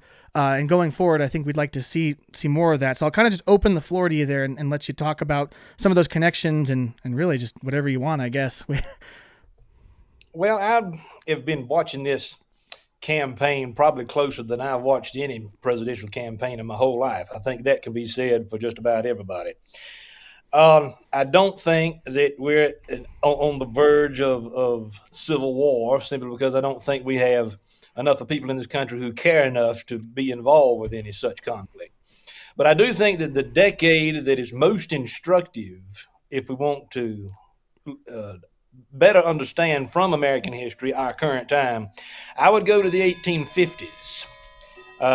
This is certainly a divided country right now, and I have gone on record as saying that this is really not a unified nation at all, and it probably hasn't been a unified nation in several decades. It's hard to unify with people who have an entirely different worldview, actually a worldview that is in many ways opposed to Christian morality. That's not what a nation is. A nation has a common history, a common culture, a similar worldview that can be defended with solidarity. We no longer have that in the United States. And so I really think that if we go to the 1850s, we see that it is possible for something like a military conflict to result when half of the country is telling the other half what they can and cannot do. You got to remember that Abraham Lincoln was not on the ballot in any southern state. Nobody in the South voted for him. It was the first time in American history that president had been elected by entirely one region of the country. And so we're going through a similar style situation now. Whoever wins, half the country is going to be pissed off. And so I look back at when Reagan was elected president in 80 and 84. It was a landslide in 84. The country was united. The last time that I have in my lifetime seen the country united in any way was on after September 11th. And so it's been steadily going downhill ever since that point in time. I don't think it's necessarily a bad thing that we recognize these divisions and we own up to them. I think we're fooling ourselves if we believe that everything is going to be ironed out and it's all going to be okay. And 10 or 20 years from now, we're going to have a unified United States again. I don't think it's going to happen. The trajectory is worse and worse with each new generation of people and with each new general election. I think the answer is ultimately, and this is a point that Rush Limbaugh made in the final year or two of his life. He said, we are spiraling towards secession. And that was a pretty in-depth thing for him to say.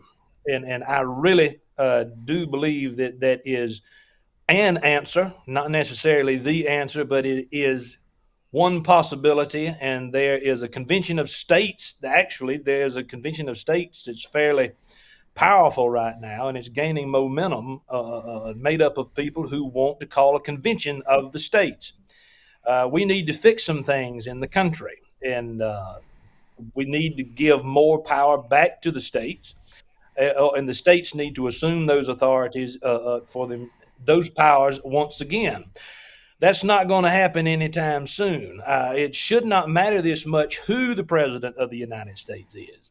It shouldn't matter to the degree that it does now who is elected in the general election. But unfortunately, it does, because the United States Constitution, nobody understands it. Nobody understands the importance of federalism. The fact that federalism is the very heart of the United States system of government. And so until there's some serious history lesson and history work going on in this country, I see our culture spiraling towards more division. And again, that's not necessarily a bad thing if you stop looking at the problems from a national perspective. I'm a distributist, a Southern agrarian, an advocate of local government in the principles of subsidiarity. And I think that the Catholic Church is absolutely right in and has been right for the past 120 years, teaching the principles of subsidiarity. And I'm so glad that there's somebody talking about this in the Christian world, because the Protestant church is not doing it. Actually, I've got an essay going to press for TAN books. It's an essay and a collection of essays about the new Catholic land movement. And I really do think that the question you're asking me is best answered in that essay. And so it's supposed to be published hopefully in the next few months. I don't know how much turnaround there's going to be. But the most religious part of the United States is still the American South. It is not the West, the Midwest, the left coast, New England. Catholicism is growing stronger in the low country of South Carolina than it has ever done in that particular state in the history of the state. It is skyrocketing. Catholicism is growing across the South on the whole, and it is precisely because people are looking for a sense of weathered tradition, and they're finding it in the Catholic Church. And I think that it's more than irony that Vance is Catholic, more than irony that RFK Jr. is Catholic. I think God is putting something together, and he's getting ready to clean house one way or the other. That's amazing. There's a totally unrelated, but I've had a question for you. I won't pretend to have my American history fully in order, but as I, look into the founding documents of the country and the founding vision, even as someone who feels pretty disenfranchised and, we were talking about it earlier, pretty upset with some of the things our country has done and been a part of, the original vision for this country does seem very good and pretty astute and well-formed. One of the things I realized, though, and this is a question I have for you that doesn't really bear on our conversation tonight that much, so much as it's just a historical curiosity. It seems to me that the original vision, the balance of power between the branches of government and specifically in how they're elected, speaking about like the Electoral College, was a lot better. I guess my question most succinctly is, to what degree do you think the direct election of senators with the 17th Amendment change and upset that? Because it seems to me that if you have the House of Representatives being directly elected by the people in their regions, but then the Senate being appointed by the state, that actually provided a little bit more, I guess you could say, representation for the states, and a little bit more of an incentive to not have the government federalize and get so heavy in its head as it has now. I just wonder if you have any thoughts about that. I don't think this begins with the direct election of U.S. senators. Sure. My interpretation of early American history is that the original vision of the founding generation lasted maybe 2 or 3 generations. It's been dead in the ground for a long, long time. The country has evolved so much. It's ridiculous to talk of it as being a democracy. It is not a democracy, and it's barely a representative republic. When the country was founded, one representative in the U.S. Congress represented a few thousand people, or a few dozen thousand people. Today, one representative in the U.S. Congress is supposed to be representing the interest of 750,000 individual people. That's nonsense. But the founders knew that this was going to happen. That's why they placed the bulk of authority in local hands, with state and local governments. It's a shame that American historians don't teach this in classrooms. This is not taught. I've taught high school history for 3 years, and I could barely get students to understand that the Declaration of Independence and the Constitution are not the same document. 2 separate purposes. And interestingly enough, I'm still not over the Civil War. I'm still mad about that. And the Confederate Constitution, the preamble to the Confederate Constitution, to just hit on my previous topic about the South being the most religious section of the Union today, The preamble to the Confederate Constitution specifically mentions Almighty God. The preamble to the United States Constitution does not. The Confederate Constitution is an extremely important document for people who want to understand how Southerners understood the mistakes that were made when the 1787 Constitution was written and ratified. This is a humongous topic, but at the end of the day, I'll reiterate my previous point. It should not matter this much who is in the White House. The president was never intended to have this much power. In one of his final letters to John Adams, and I've said this on the Pipe Cottage channel several times, in one of his final letters to John Adams, President Thomas Jefferson, this would have been in the 1820s now, he wrote that the country will eventually need to be divided into several smaller confederacies. The government that we created is not capable of handling a coast-to-coast representative republic. And he was exactly right. This country has, even American conservatives now do not understand the importance of federalism. And so it's a lost heritage. It is a heritage that we have lost, that we have allowed to be lost. But there is hope. I mean, we have hope in the church. But what I don't understand is why Christians think we're going to have everything so easy. We're supposed to just sit on. I got a book that I want to quote from for just a minute. This is from the Intercollegiate Studies Institute. This is Dynamics of World History. Some essays by Christopher Dawson. Christopher Dawson was perhaps the most important Catholic historian of the 20th century. He was an English historian. But I want to quote from this and use this as some food for thought. Christians don't see the end of history as night.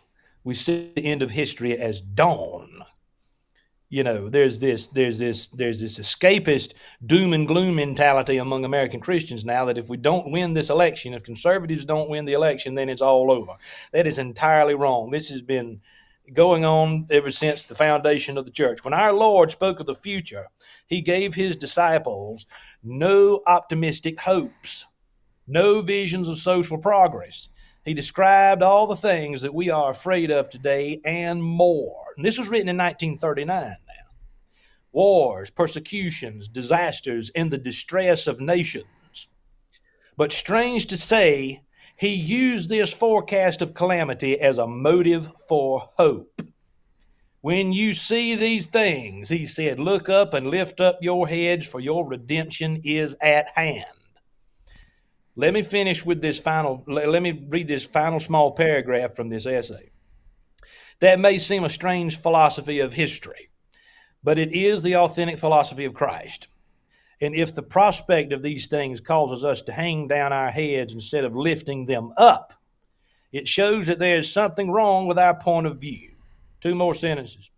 I know we are apt to feel this does not apply to us, that it merely refers to the end of the world. But listen, but to the Christian, the world is always ending, and every historical crisis is, as it were, a rehearsal for the real thing. And that's how I look at all these issues that we see. This is a historical election, but it's not the end of the world. It's not the end of the church. And so I think we need to raise our heads, get our heads out of the sand, and understand that, it's going to be okay. If Trump wins, that's not going to solve all our problems. If Harris wins, that's going to cause more problems. But I'm optimistic that President Trump will be 47. I'm optimistic that he will be 47. There's a lot of smart people in this country. A lot of people who voted for Trump in 2016 didn't vote for him in 2020. And particularly in rural counties, because they thought he had it in the bag. They sat on their butts and they thought they had it in the bag. A lot of those people and more who put Trump in office in 2016 are voting for him today. Remember, folks didn't think it would happen in 2016. Rural America is pissed off. In rural America, the people in the flyover states, the people that have been forgotten by the social media and the news media, I hope that they give the Democrat Party a good butt whooping this evening. Yeah, perfect. It's I live in a pretty rural county, and I'll tell you, the last thing you want to do is piss off a farmer, and we have a lot of pissed off farmers where I live. I'm in Colorado, and Denver and the Front Range makes us as blue can get. But when you get over onto the western half of my state, it is just a bunch of good old boys who have been here for 8-9 generations farming, and they're all mad. That being said, I wanted to jump over. There's some numbers that have come in. I pulled them up. Again, these are just now. We're just now getting some polls closing, just now getting some numbers in. This is on the AP News map showing Trump at 217,757 votes to Kamala Harris's 145,021 votes. That's coming out of Indiana and Kentucky. Just to go back to the polls map again, we're just a few minutes out, about 15 minutes out from a few more polling states or states closing as far as polling goes. We'll start to get numbers for Georgia, most of Florida, South Carolina, Virginia, Vermont, and the rest of Kentucky and Indiana. And things will start getting juicier when we get to 8 p.m. And that's where, Pennsylvania and Michigan will close out. Texas closes out, and we'll start seeing some of that. We're just at the beginning of this thing. Just for a minute, if you guys will humor me, I'm going to just talk about what I've seen today so far. This is purely just off of Twitter and some of the polls, So over at 270 to win, they've been running 25,000 simulations every day. And this was today's simulation. It has Trump just at a narrow victory margin at 50% of the vote and at 270 electoral votes right on the dot. So if you look at the polls, which I think are probably skewed left, it seems like this thing is razor thin. And that's been the reality for most of the polls. If you go here to the polling map, 219, 226 with all of these swing states as the toss-up. But what we've been seeing on election day so far, if I go to my bookmarks here, is that the turnout has been pretty historic. One of the things a lot of people were talking about on X for the past couple days is that in early voting, Republicans, and this is just by party affiliation, we're not talking about actual voting numbers yet, but the Republican early voter show up was a lot bigger than in years past, even in these swing states. And that's usually when the Democrats build a blue wall and then the Republicans spend all day today catching up. But we've seen historic Republican turnout, and we've even seen historic Republican turnout in some states on election day. So it seems like there's just a lot of people voting.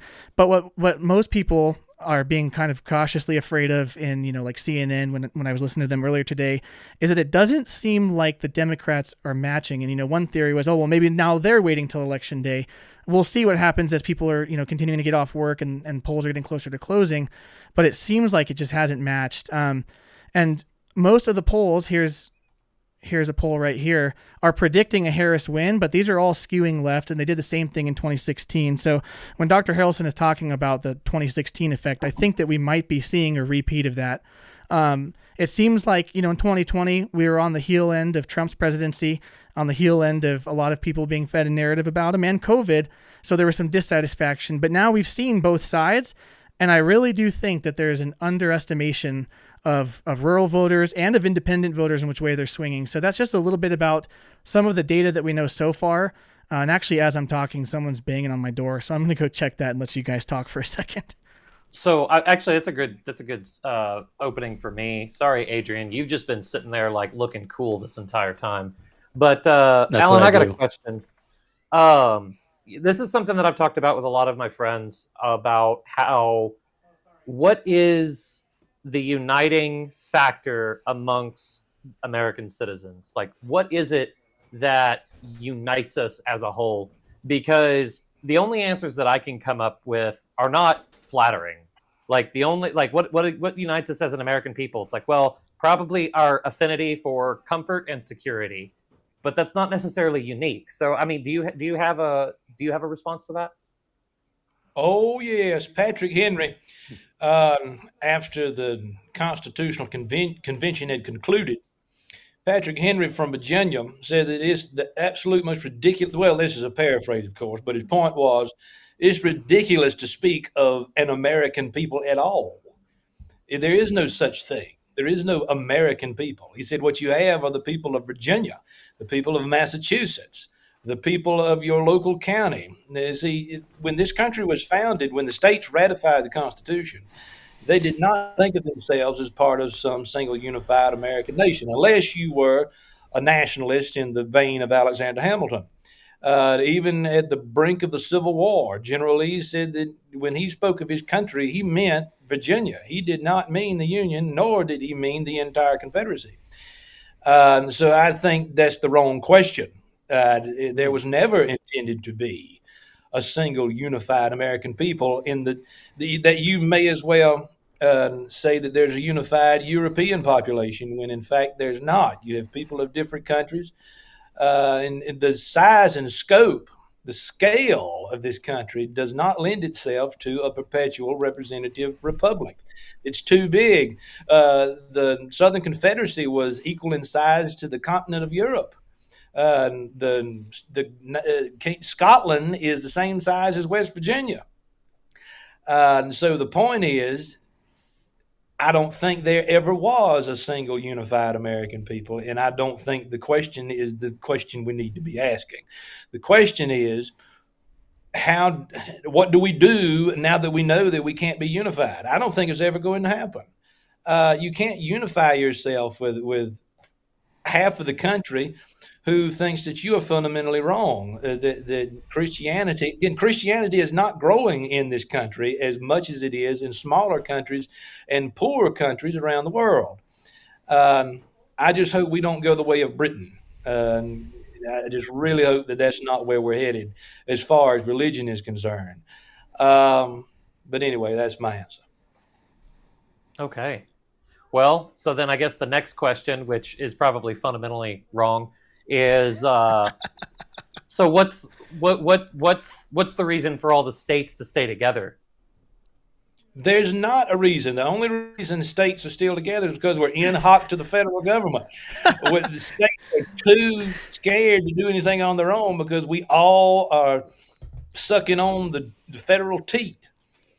That's why I wrote a whole essay about why land grant universities are the most stupid idea when it comes to education. Because you let the federal government give you money, and then the government tells you what you can and cannot teach.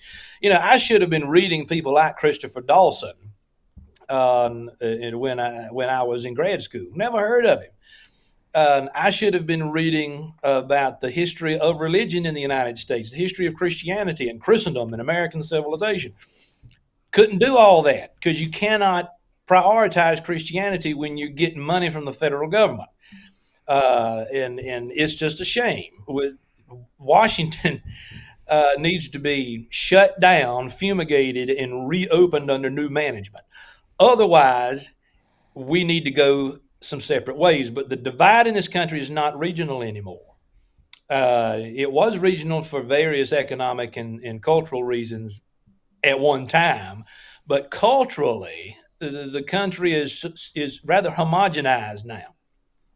I mean, we all shop the same way. We have similar taste in many ways when it comes to food and habits and lifestyles and jobs. I mean, there's similarity on that level on the national scale. But when you dwindle it down, there's not a great deal of similarity between somebody who lives in Macon, Georgia, and somebody who lives in Boston, Massachusetts. You got two different worldviews going on there for the most part. Now, not entirely across the board, but where you come from does matter. I've often quoted the Southern agrarian Andrew Lytle. When he would meet somebody for the first time, he wouldn't ask them where they're from. He would say, "Where do your people bury?" The big distinction. We need to restore a sense of local identity in this country and stay put. Don't follow a job in a career path that's going to move you from one town, one state to the next for the rest of your career. I was talking to Joseph Pierce about this at the Chesterton Conference. They had a wonderful panel that included him and several other professors, and they were talking about localism and why this is important for understanding American society.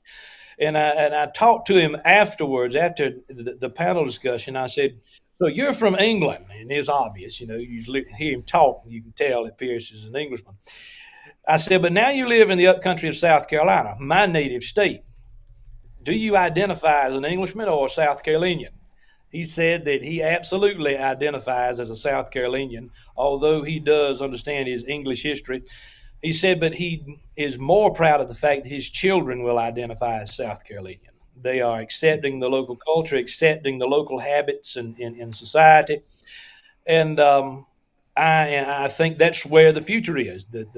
There's a massive homesteading and back to the land movement happening in the Catholic Church, particularly among young people.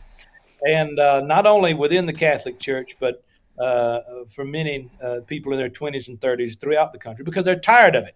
Young people are tired of the majority of the country being treated as the hinterland of New York City and Los Angeles. So I think those are the people who are going to be making a big difference in tonight's election. Again, those rural societies. We do have a super chat that's kind of a off topic, but it's a question for you, Dr. Harrelson. Hunter says, I have a non-political question for you. Do you have a book of American literature or American history that you think every American should read? Just one. Well, I have quoted Shelby Foote's Civil War narrative so many times. I've mentioned it time and time again on my channel. That's the first book that I always tell people to go to if you want to understand what has happened to the United States over the past 150 years. It's Shelby Foote's 3-volume narrative entitled The Civil War. He took 20 years to write it, and it is still my favorite piece of American history to read. I've read it 4 or 5 different times, and it's also one of the greatest pieces of American literature. It's not simply Southern literature. It is a great testimony to American literature on the whole. So that's the one book that I would mention. Awesome. And then going up to another question, this was back a ways, but I think it's a good question. I'd love to hear you speak on it. Belly asked this, and he asked, Dr. Harrelson, do you think that the summer of 2020 was our bleeding Kansas moment if we were in the 1850s? Well, that's a good question. Perhaps. But I think, as I said before, the situation is far different now. That we can learn from some of the stories of the 1850s and what and I'll just mention Foote on this. What Shelby Foote said about that particular period is that we failed at the American talent for compromise. And the Kansas story is a part of the failure. We failed at the American gift of compromise. But Foote was more, he was an agnostic. Foote was not approaching American history from a Christian worldview at all. And actually, his best friend in the whole world, Walker Percy, is one of the most famous Catholic writers that the United States has ever produced. And so I would encourage people to not try to draw too many stark comparisons between the eve of the Civil War and what we've been dealing with over the past 5 years, because it's not regional. The differences in this country now are primarily rural versus urban. And everything else can be explained under those 2 categories. Overwhelmingly, the most religious and Christian-oriented communities in the United States are small towns and rural counties. That's not necessarily the same when you're speaking about the Catholic Church exclusively. The Catholic Church is by far more of an urban community in this country than Protestantism. I think we need to go back even further than the 1850s, perhaps. I would go back to the 1760s and 1770s, before the American Revolution. because there were many, many more people who were ready for a separation in the 1850s. There were not very many who were ready for a separation prior to the American War of Independence. Perhaps a far less than a majority of people who were living in the colonies were actually interested in separating themselves from the British Empire. And I am questioning more and more, particularly since my confirmation, the results, good and bad, long term, of the American Revolution. And this is a heresy for many people to even think about it. But I do question at times whether we are better off. Because if you look at American history from my perspective, and you see that what the founders envisioned is gone, it doesn't exist anymore. We are living in a country that the founding generation would absolutely not recognize, and they would in fact draw their swords to destroy it, because it's completely at odds with the original vision of the founding generation. But I'll just stop with that. All right, we are moving to a point where in a minute or less, some bigger states are going to close, and we'll start to see some more interesting numbers come in. I did want to move. We don't have a ton of data on some of the swing states like Pennsylvania, Wisconsin, but the on the ground feel has been that there's been a surge of voters. It seems like, anecdotally, looking at pictures, there's a lot of men, some of them wearing red hats. But one of the things that's coming out, and this was from Fox News, and actually Matt Walsh reposted this. Looking at what they're projecting, it's looking like Harris is going to have 700,000 votes from Philadelphia to win. And then looking back, 2016, Clinton only got 560,000, and Biden only got 600,000 from Philadelphia. So if that actually rings out true, then there's a good chance, just based on that Trump might take Pennsylvania. I did want to just point out, as these numbers start to roll in, we'll move over there. Just looking at X, it really does seem that both parties are projecting confidence. Now, whether they're doing that because they think that they can use that to skew people to vote for them or stop voting the other way, or whether that's real, I think remains to be seen. Given some of the early voter turnout, I do think it seems like, at least with what data we have to make predictions off of, it seems like there is really good Republican turnout, and we'll see if that turnout with their party affiliation transfers into votes for Donald Trump. That being said, I mean, you see polls like this. This was The Economist. They just had an updated poll earlier today projecting that Harris does win with a very narrow lead.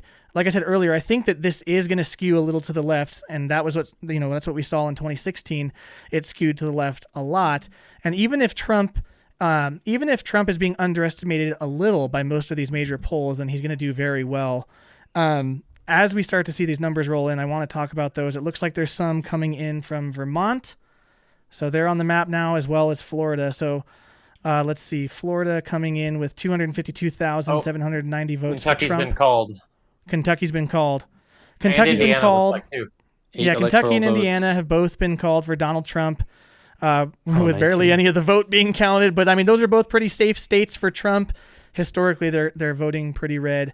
Florida, Vermont's been called, yeah, Florida's coming in with 530,000 votes for Trump and 410,000, almost 411,000 for Kamala, and then 7,000 for other candidates. And then up in Vermont, it's not showing any numbers, but it's showing the color blue. So we'll see what that turns into. There's been whispers today, and I'm curious to hear if you guys have any thoughts on this, getting a little more into predictions for states. Obviously, looking at 270 to win, these tan states are the swing states that most people think will determine the election. And then these varying shades, say whether it's safe or leaning. There's been discussion the past couple of days of New Hampshire actually being on the board, which no one really would have predicted and no pollster would have brought up. But even just seeing some, anecdotal evidence of, like the Libertarian Party advocating for Donald Trump, as well as, images from New Hampshire. Seems like that could be in play. Do you guys have any thoughts on that? Any thoughts? Yep. So right now in New Hampshire, it is a dead tie. It is a complete dead heat. The vote is exactly 50-50 because Dixville was, oh, that's it's right. 3-3. So both candidates have exactly 3 votes in North New Hampshire. But it's not. Dixville has not been a terribly good bellwether in the past. I mean, it's literally 6 people. So, Veritas. But Thanks for the super chat, Veritas. Yeah.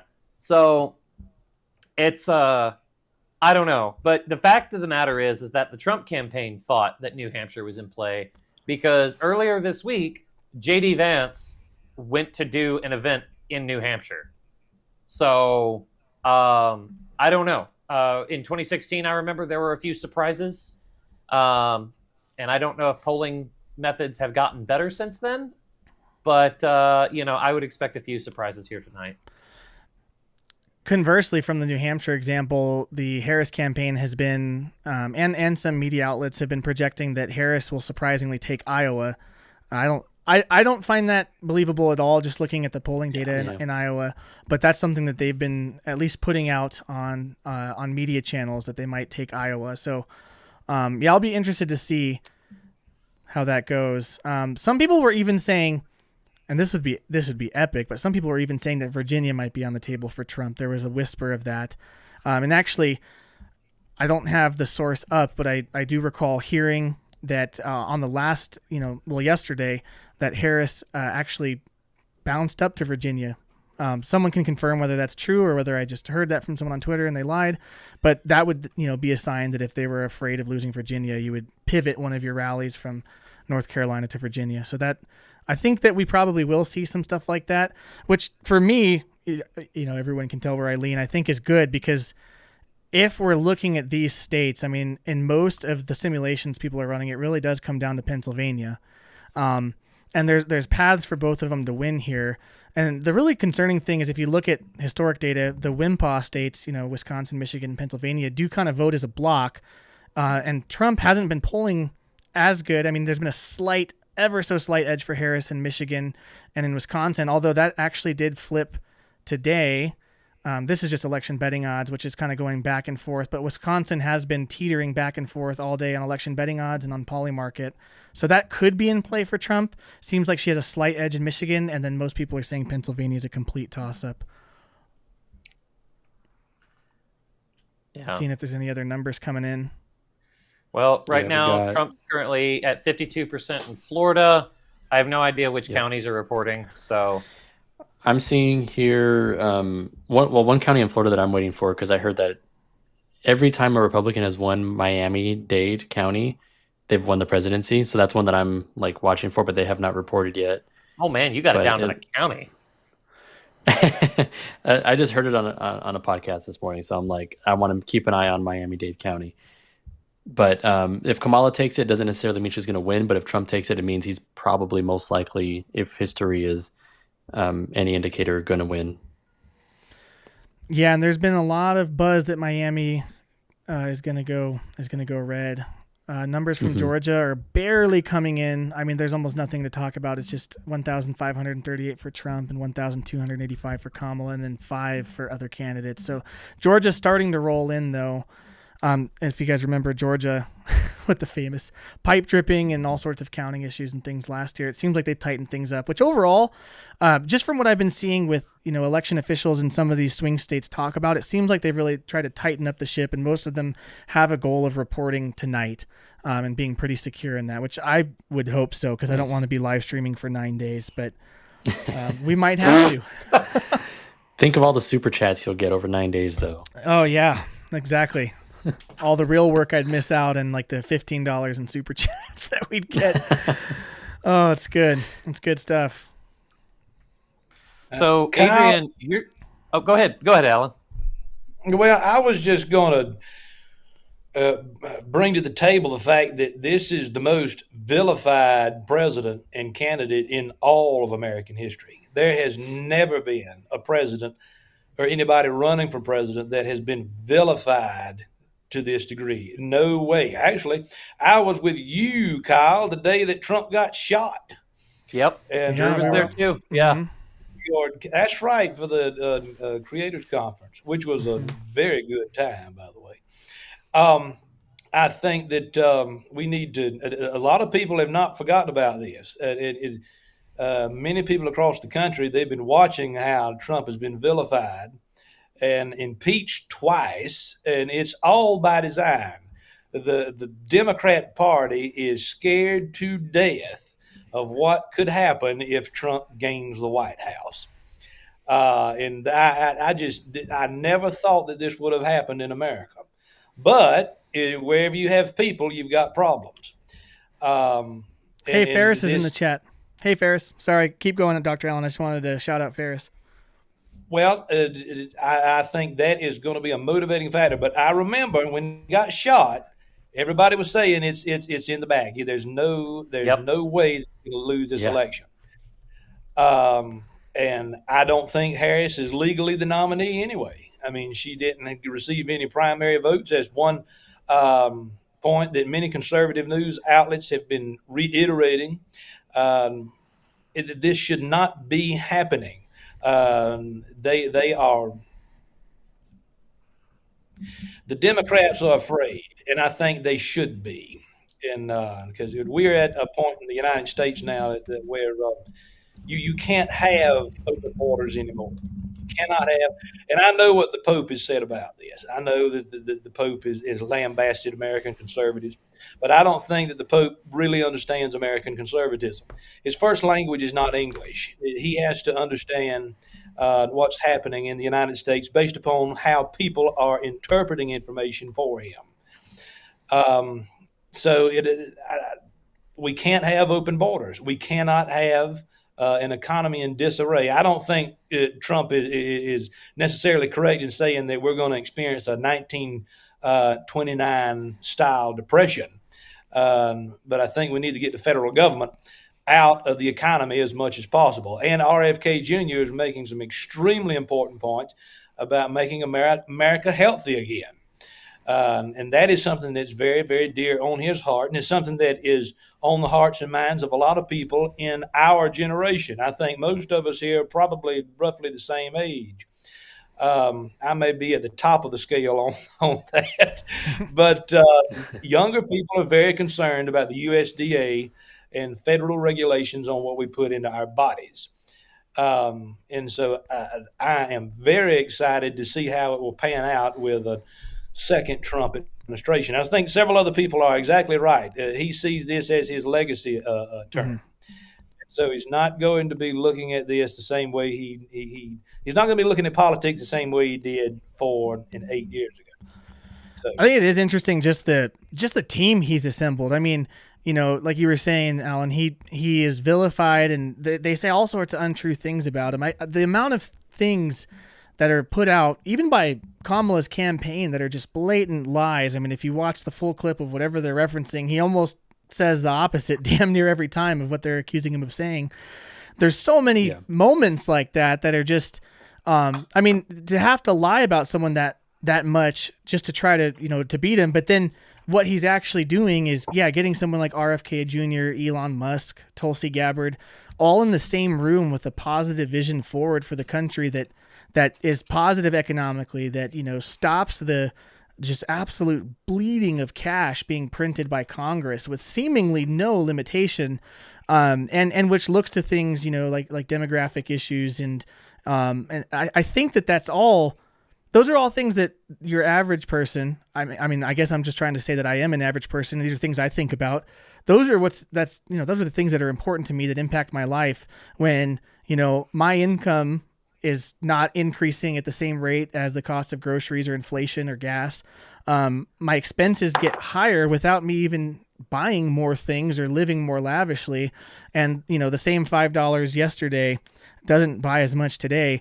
That stuff hits hard. You know, I think the team he's assembling is insane in that it's uniting so many people that have so many different maybe primary issues, right? You know, there's people I know personally who were all about RFK and his push for making America healthy again, you know, looking into banning chemicals that are used in our food that other countries have determined are carcinogenic and lead to all sorts of health issues.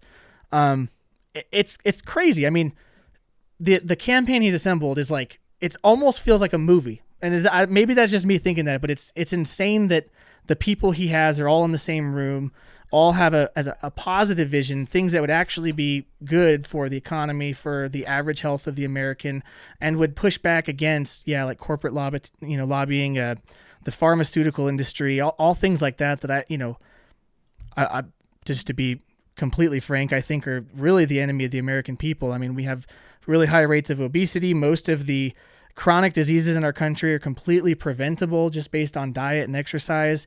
And the people that should be helping us, right, are just selling us drugs to keep us sick and fix the symptoms. So, and that's the same type of thing that's happening with, some of the economic things and some of the other things with large, like tech businesses, for instance. So it really is just a crazy campaign. I mean, yeah, he's been shot at twice that we know of, right? 2 assassination attempts that we know of. He's been vilified. He's been sued. He's a felon. And then to have so many people like RFK supporting him, it's just, you almost can't make it up. It feels like we're living in a movie. Yeah. I just wanted to address a couple of things in the chat right now. So that one Catholic girl says that Harris is currently winning Georgia, but Georgia's doing something weird this year in that they did not count, or they're not going to be reporting the early votes until now. So early on, you will in fact see like a Democrat surge. So I don't know if that's enough to like account for that, but if you see like a sudden Democrat surge or whatever in Georgia, that's why, is because they're not going to be counting those, or they're not going to be counting like the mail-in ballots until like now.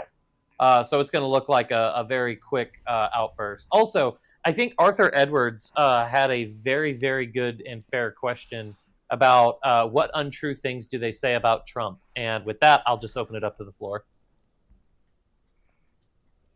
Yeah, I mean, I'll start. The biggest one is the fine people on both sides issue. A lot of times, Obama actually brought this up at a speech recently, like in the past few days. He said, Donald Trump said that there's fine people on both sides when there's white supremacists on one side. But if you find the full clip, about 3 seconds after he says that, he says there will fine people on both sides of these protests, except the white supremacists who should be condemned completely. So he said the thing they wanted him to say in the clip they used to accuse the man of being Hitler. That's just one of many. There's a lot of things like that, but I think that's the big one to speak to, because I hear that repeated all the time by people in the media. Barack Obama said it just the other day. Kamala Harris has said it, and I know people personally who still believe that, because the only version of that clip they've seen is the 3-second clip where he says something that sounds vilifying. But this is why, just to address a broader issue, it's so important that if you see something that's crazy, you should go find the source clip of it. Like if someone is saying something that's a politician or a church leader or even me, there's going to be a clip of me from this stream, I guarantee it, that makes me sound like an absolute nutcase. And maybe I am, but at least go watch the full context, because so many times, so many of the things that are like huge issues in the news are very explainable in the broader context. And that's a broad brushstroke. That doesn't apply to everything. But I think for me, that's one of the biggest examples that when I learned the truth of what he had said there, back in 2016, I didn't vote for Trump. And in 2020, I did. And one of the things that changed my mind was looking at a lot of the things I took for granted that he said and believed. And then when I started looking into them one by one and finding the source, that changed. That's a big example. You guys might have some other ones. I mean, if I can just relate to your experience there, I didn't vote for Trump in 2016 either. In fact, I was a dirty, no good lib at the time. And I actually voted for Hillary Clinton in 2016. I will out myself. And then it was through hearing, oh, he said these terrible things at his rallies or in his speech. That's terrible. And then I started to hear from the other side that some of this stuff has been misrepresented. So I listened to one of his full rallies and I was like, oh, actually, he makes a lot of sense. And then that sent me down like a rabbit hole of eventually becoming a Republican, actually before I was a Christian, which is kind of strange. But yeah, I definitely relate to that. When it's all said and done, there's more said than done. If you're going to be president, what you say is not the most important thing. What you do is what matters. I have been lambasted so many times by Christians, well-meaning Christians, who say they're not going to vote for Trump because he's a woman hater, because he's foul, because he's whatever, immoral. Why the hell does any of that matter if the man has a proven track record of keeping this country out of war for 4 years, a proven track record of getting the economy in a stable position? And even in our own household, it was a lot easier to make the dollar go a lot longer when Trump was in office. That's not the case now. And unfortunately, the president, whoever's president, does influence all of these things. And so, people are too butthurt over things that people say rather than paying attention to what people do. Absolutely. Yep. Hey, just to jump to the numbers real quick, Georgia has flipped red. We now have a bigger percentage of the votes counted. It's still only about 3%, but Donald Trump just took the lead at 92,265 votes to Kamala Harris's 87,709.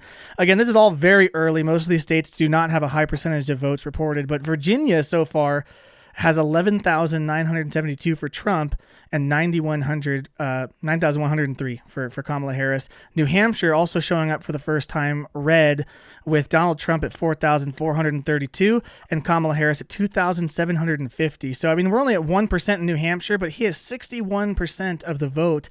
So these two states, if they continue this trend, are very much in play, which would be insanity. Wow. And I think that the memes might start now. Now, I do feel the need to let Adrian off the hook because I too voted for Hillary Clinton in 2016, and I didn't even have the even have the excuse of not being Catholic at the time. And actually, this kind of backs up what I guess I'm mirrored. So this backs up Alan's point about it's not what you say, it's not what you do. I fell for the lie of Donald Trump is racist and he's going to do all these horrible things. And at the time, so I was in the military at the time, and the Republicans had this really weird push that they were trying to do with getting rid of housing allowance for the military and then just increasing our base pay. Which would have been actually kind of disastrous, but it was just a rumor that never saw Congress, that never made it to a vote. So I can tell you this, though. After Donald Trump was elected, because I was in the military his entire term in office, and those were the best 4 years that I had in the military period, specifically under Secretary Mattis. Whenever Mattis took over the Secretary of Defense, I mean, that was an all-star pick. So much of the nonsense and the BS just immediately disappeared. So that was one of those things that I voted for Hillary, but I was pleasantly surprised with what actually happened. So what Alan said of, it's not what you say, it's what you do. And what Trump did, made me a supporter. So Desiree says, ew, Kyle. Ew. I did want to just point out, thanks Vanessa for bringing this to my attention. Looking county by county in Florida, in Miami-Dade County, Donald Trump is at the lead right now. 59% of votes counted in this county, and he's at 481,714 to Kamala's 389,287. So he has a healthy lead in Miami-Dade County, which is lead. That's a county to win. That's a good county to win. We're doing very well in Miami County. The Trump impression is going to come out the more votes he gets. That's one of my most popular things I do on this channel, and it's going to come out. And we're going to start drinking on the second half of this stream too, and it's only going to get worse from there. Nice. I liked your impression. I think you did a live stream the other day, and you did an impression of Trump talking about Luce. That was my favorite Trump impression ever. I quite like Luce. Barron is a big Luce fan. Well, gentlemen, I've got to go for now. Perhaps I can tune in a little bit later on this evening, but I've enjoyed this, and I thank you for having me on. Well, thank you, sir. And yeah, we'll be back on probably about 10 Eastern time going after the pre-recorded block, so we'd love to have you back on if you were up for it. Thank you, sir. Y'all have a good evening. Alan, I'll see you later on this week. Have a good one. Yes, sir. Bye-bye. All All right, we'll right. just scoot Kyle over to the middle here. Man, Yeah. this is shaping up to be pretty crazy so far. I mean, I know that, again, it's really early. I'm going to hop over to Twitter and just kind of see if there's anything going on there as we're kind of talking about this. But I mean, Trump just starting out with some good leads, and even in some surprising states. Although as I'm talking, New Hampshire is going back blue again, only by 100 votes though, only 1% counted. So we'll see what that turns into. Yeah, what's the temperature of the room? How you guys feeling about this tonight? Well, I had a pipe, so things are kind of warm here. But I don't know. Like I'm feeling pretty good. I mean, Florida's not a shocker. Florida was expected to go red. It wasn't really a swing state. Georgia, we'll see what happens. I don't know. Virginia's red, but I'm really not concerned or interested in what's going on in Virginia until like the Arlington, Nova area. Mm-hmm. What county is that? I can't even remember. Once Nova starts reporting, because it's a lot like Illinois, and this is my frustration living with in Illinois, is that like 70% of the state's population lived in one county. So Illinois looks like an entire red state with a blue Chicago, and maybe all the counties that touch Cook County. But yeah, it was just, I loved my little town that I lived, but the worst part about it was Chicago. So that's what we're going to be seeing here throughout the night. You might see early red, but it's like, yeah, but we're really paying attention to the key counties whenever they do that. So that piece of info about Miami-Dade County, which I'm seeing is blue right now, actually. Did it flip back? Yeah. On AP, it's still showing red. Oh, okay. Yeah, he's got 100,000 vote lead according to AP with 64% counted. Okay, well, yeah. So there we go. But, which is crazy. That's really good. That's good. Yeah. Virginia and New Hampshire are going back and forth, and now Kamala is she got a little over 1,000 vote lead in New Hampshire, and a couple thousand in Virginia. So that might not go that way, but it is kind of a crazy strong start. Again, these are only at 1% counted, 2% counted now in New Hampshire. That's gonna be crazy until we get to about like 80%, 90% counted. We're not really gonna know for sure. Yeah. So who knows? Coming in strong in Georgia, 8,000 vote lead. That's not bad. Still only 4% though. So I mean, we're still pretty early. So, and if you zoom in there, you can see that Savannah's not reporting, Atlanta's not reporting yet. And those are going to be the key counties. Yeah, so Macon's probably going to be red. Basically, the entire state's going to be red except for probably Atlanta. But Fulton County. But if that's where most of the population is, then yeah. So, but I don't know. It might be good to take some audience questions if you guys have any. Yep. Let's go over there. Let's see.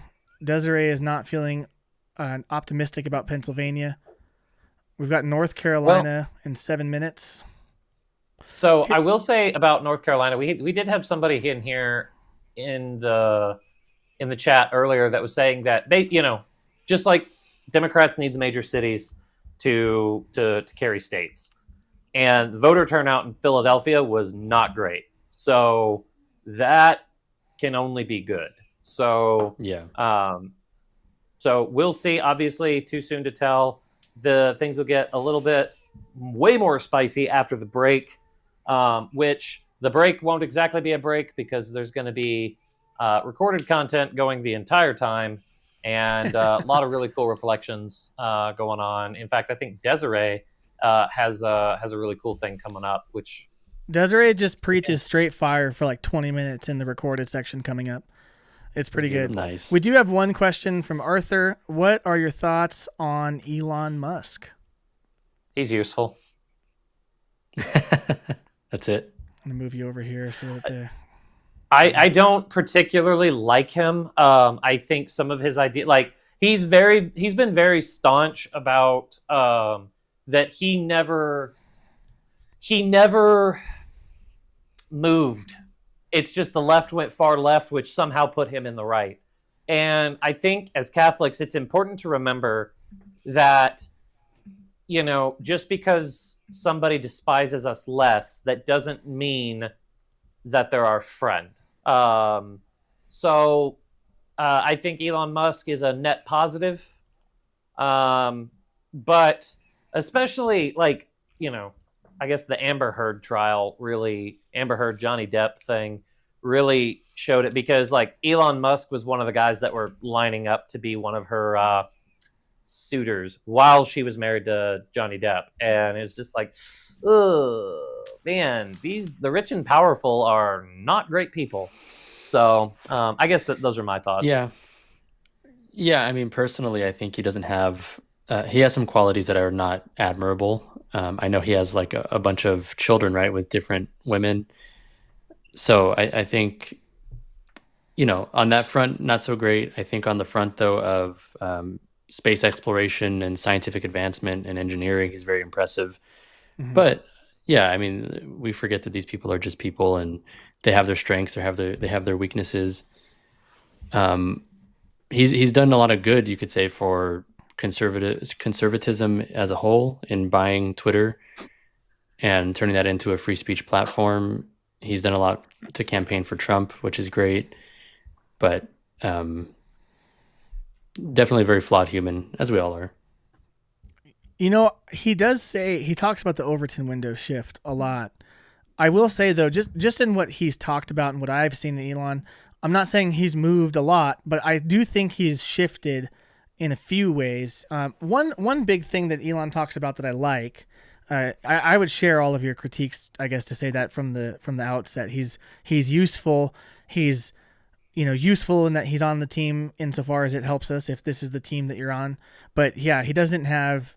It's not like he's full on in accordance with Catholic social teaching. He's not a Christian. That being said, he did come out and say that one of his biggest fears is demographic and population collapse, and he thinks people should be having more kids. Obviously, his views on abortion and IVF, not compatible with the faith, but the fact that he's at least going, hey, you know what humans do is they have kids and we should do more of that, is a step in the right direction. And seeing that from someone in such an influential position, I think, is good.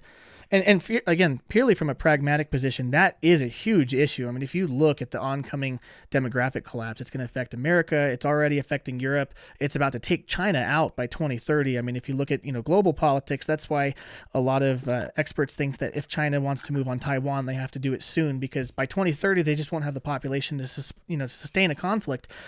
That's a global problem. I mean, Russia has similar issues as well. People are just too comfortable and they're not having children, and to have a really influential figure start to switch that narrative and go, you know what, maybe we do need to be having more babies.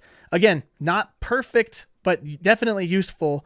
And I think it's encouraging because, again, from a purely pragmatic standpoint, that's another big fear I have is, and it's not one people are talking about, if we get 20, 30 years down the road and the birth rates in Western countries don't increase, we're going to have a whole different host of issues that we're talking about. And another thing is recently, and again, this is very much, take this with a grain of salt, he did publicly say that he's culturally Christian. Now, what he means by that is explicitly he likes the values of Christianity, that it has, due process of law, forgiveness of your enemies. It stands for, truth and justice. He likes those more abstract things. So he almost takes like a old school Jordan Peterson approach in some ways to Christianity. Mm-hmm. But, that's not necessarily totally against us.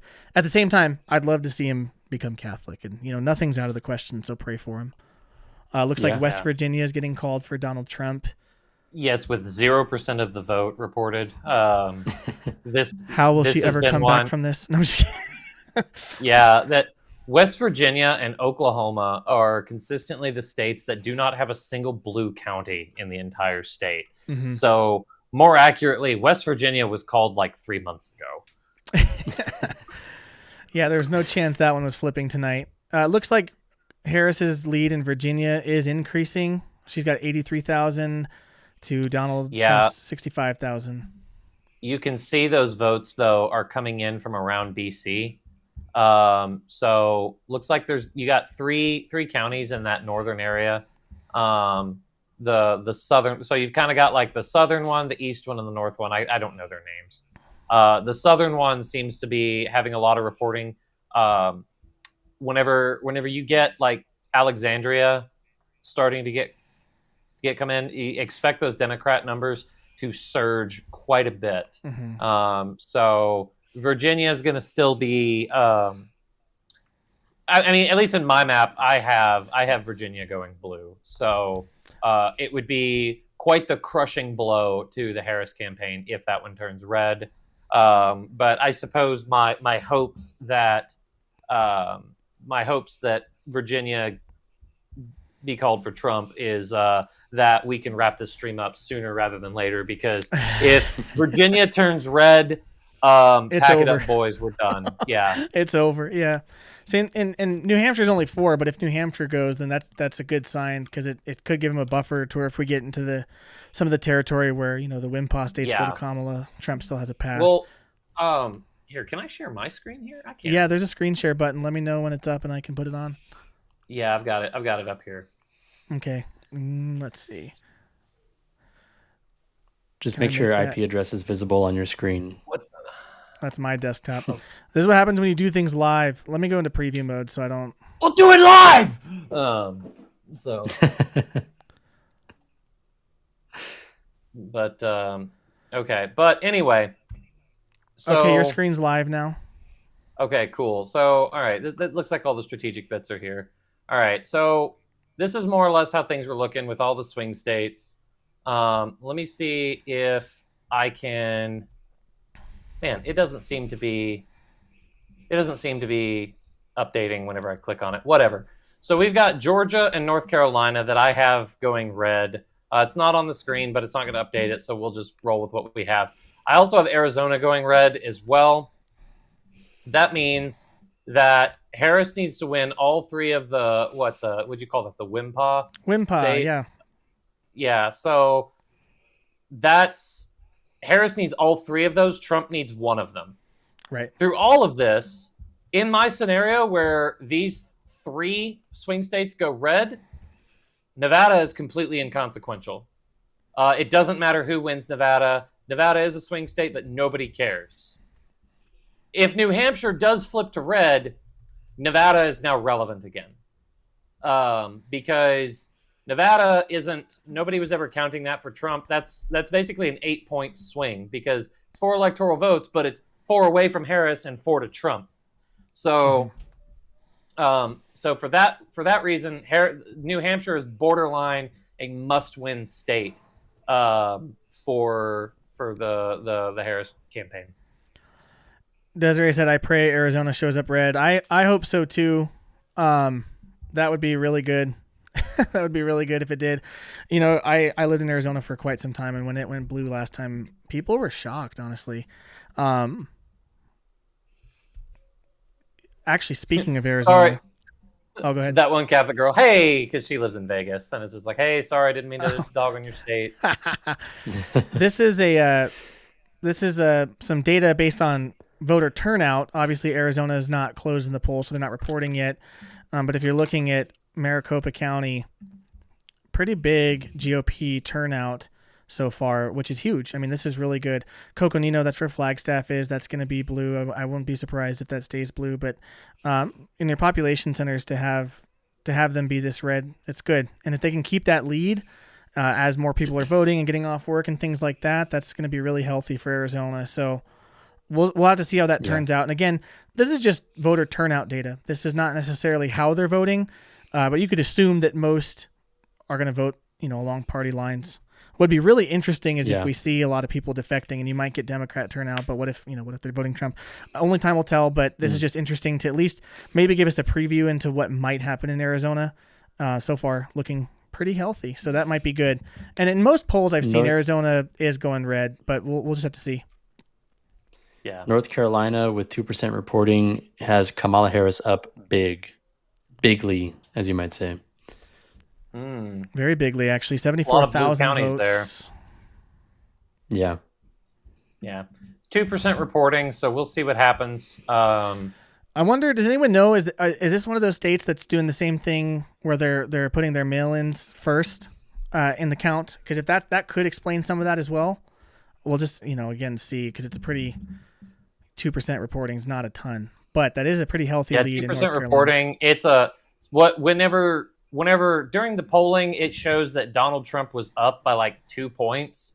And I'm looking at the results right now, and it's basically 70-30 in favor of Kamala. Yeah. It might be just the mail-in ballots at this point. We also have Ohio coming in, 3% counted, healthy Trump lead. Let's go Ohio, man. Ohio is more secure than Texas. All I just want to see is Jefferson County. Although Jefferson County is going to be 100% like deep, deep red. So where you guys at? You're over here. It's not showing anything. Yeah, we're the county that's like snuggled up to the top of the West Virginia Panhandle.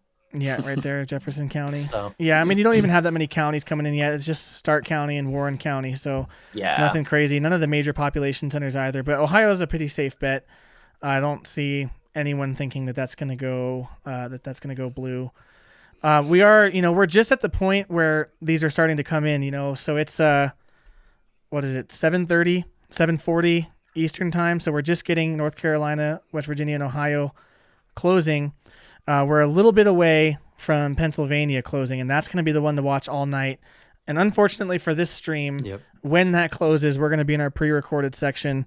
That being said, guys, it is going to be something you're going to want to have on. We're headed to that part of the stream here in just a moment, but you're going to want to keep this on. We have a lot of really cool creators who spent time and made some really cool content, and it's really relevant to what we were talking about the first half, just keeping us focused on our actual aim as Catholics, which is to quite literally make everyone Catholic. There's a lot of really good stuff in there. There's also some good humor in there, and you'll see more of Adrian. Adrian did a meme review, which is pretty epic. When we go to that pre-recorded section, it'll be about an hour and a half, close to 2 before I come back live.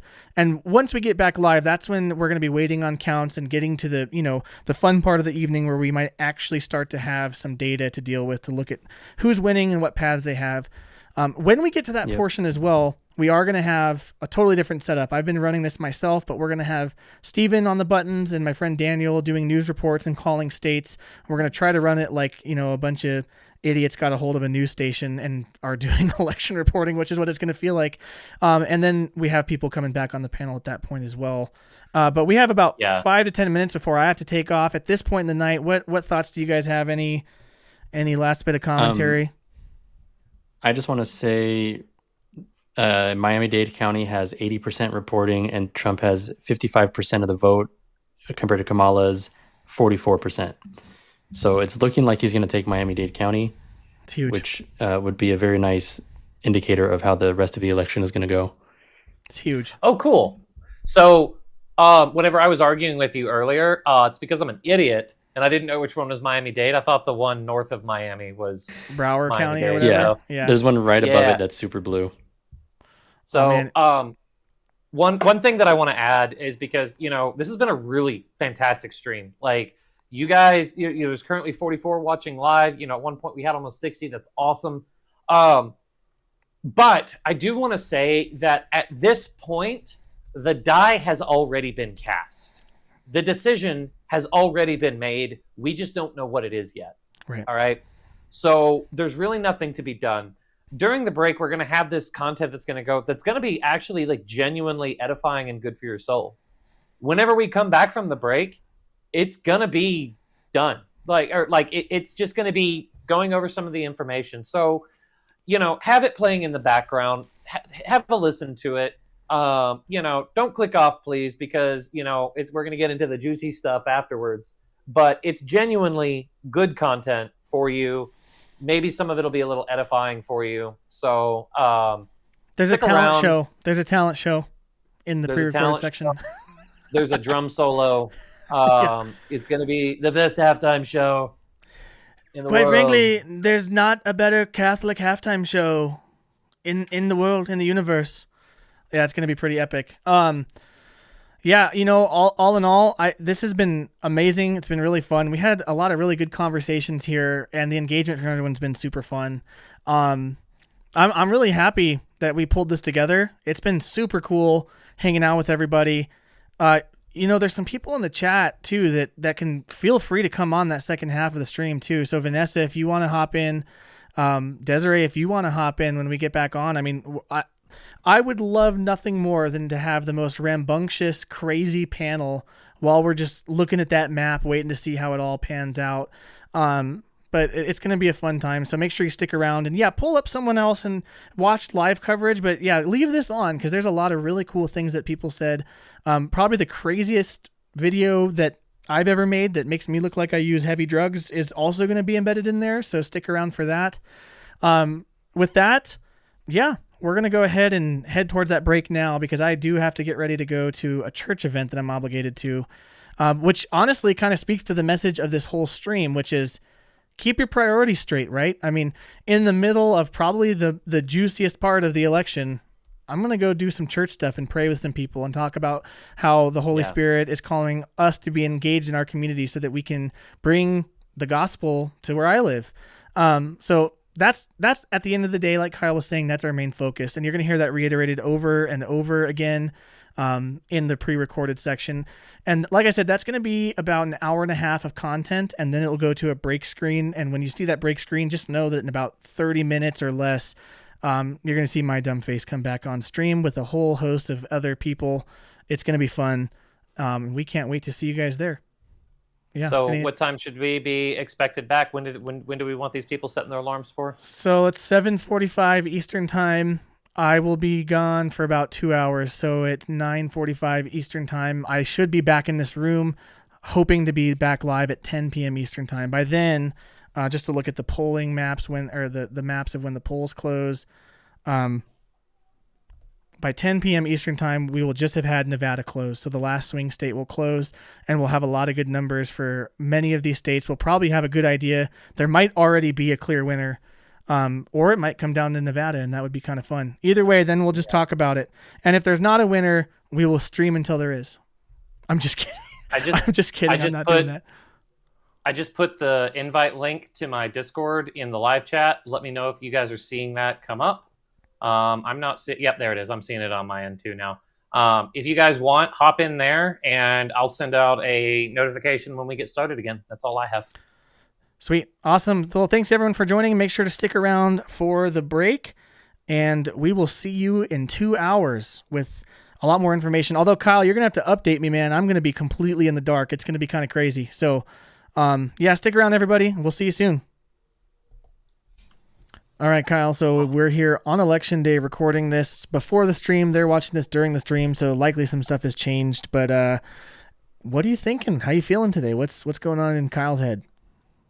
I don't know. I guess I've probably already said this on the live, but I'll say it now, is that the thing that I'm most looking forward to in this election is for it to be over. Yep. So I can go back to not really concerning myself with politics for the next 2 years.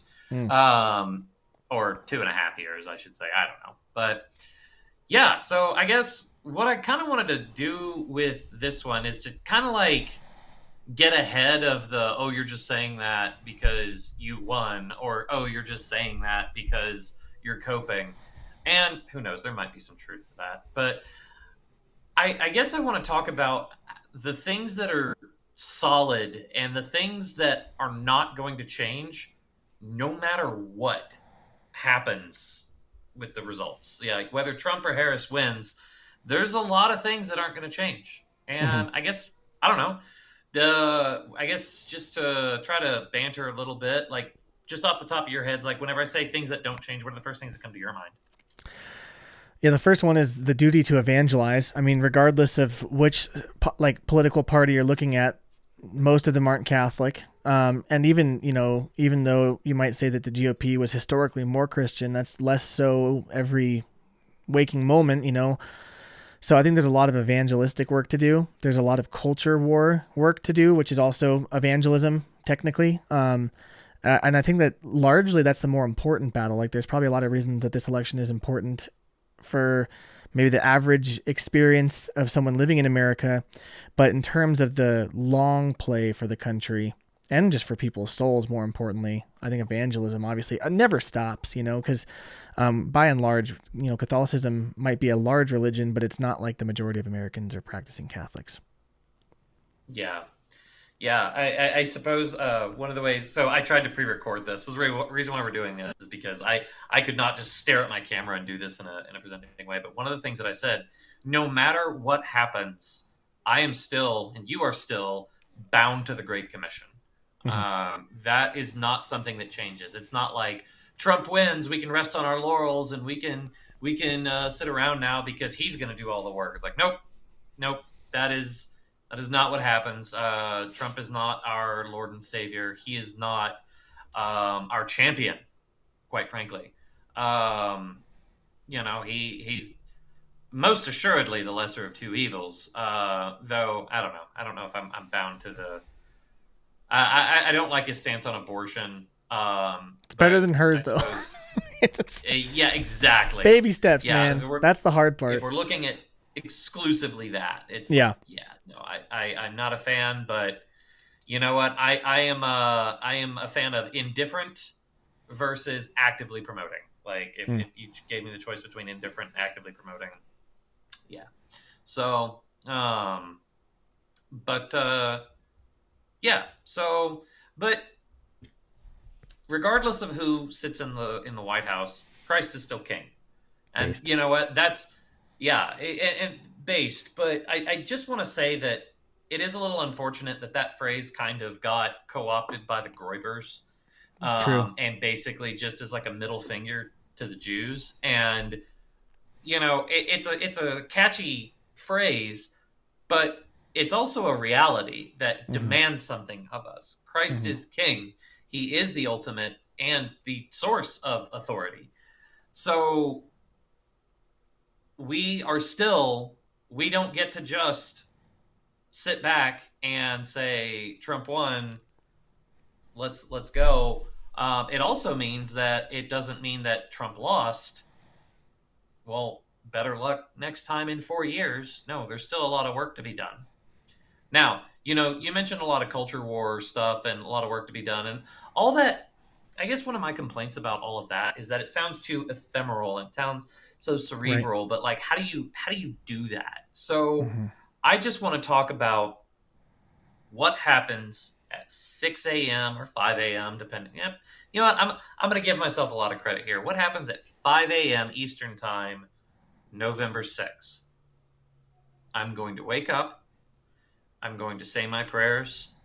I'm going to, if I'm being productive, I'll try to do a little bit of reading while I sip some coffee.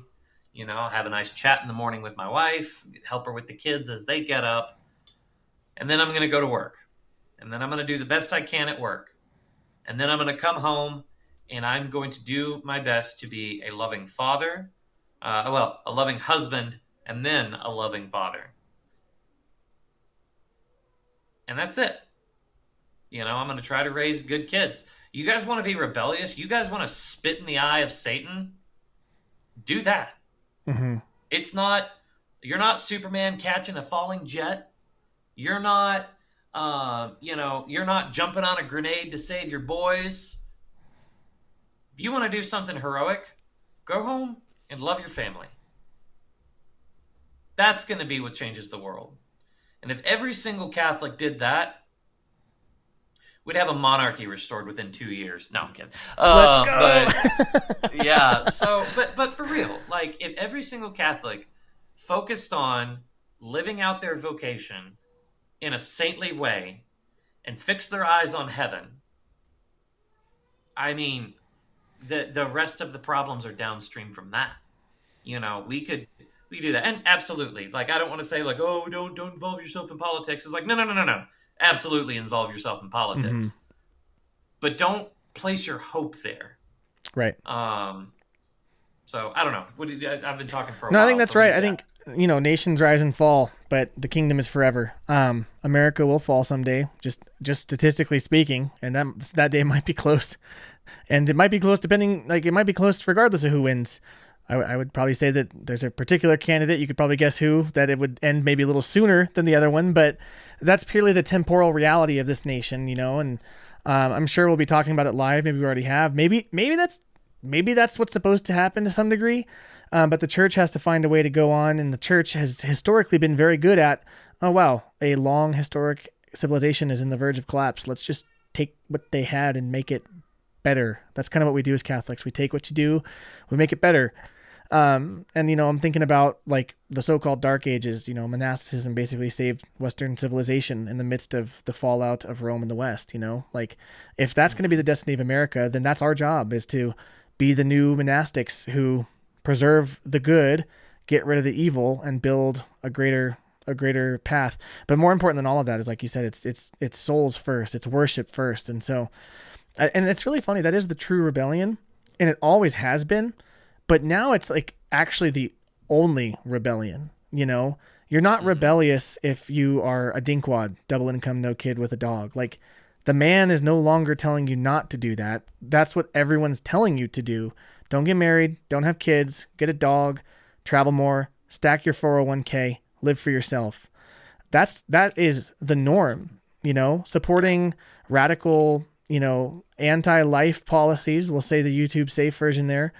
That's normal.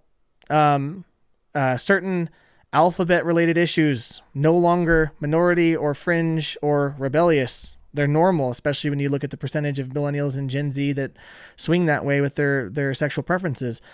The truly rebellious thing, which always has been the most rebellious thing, but now it's the only rebellion, is to be a button-down, faithful Catholic.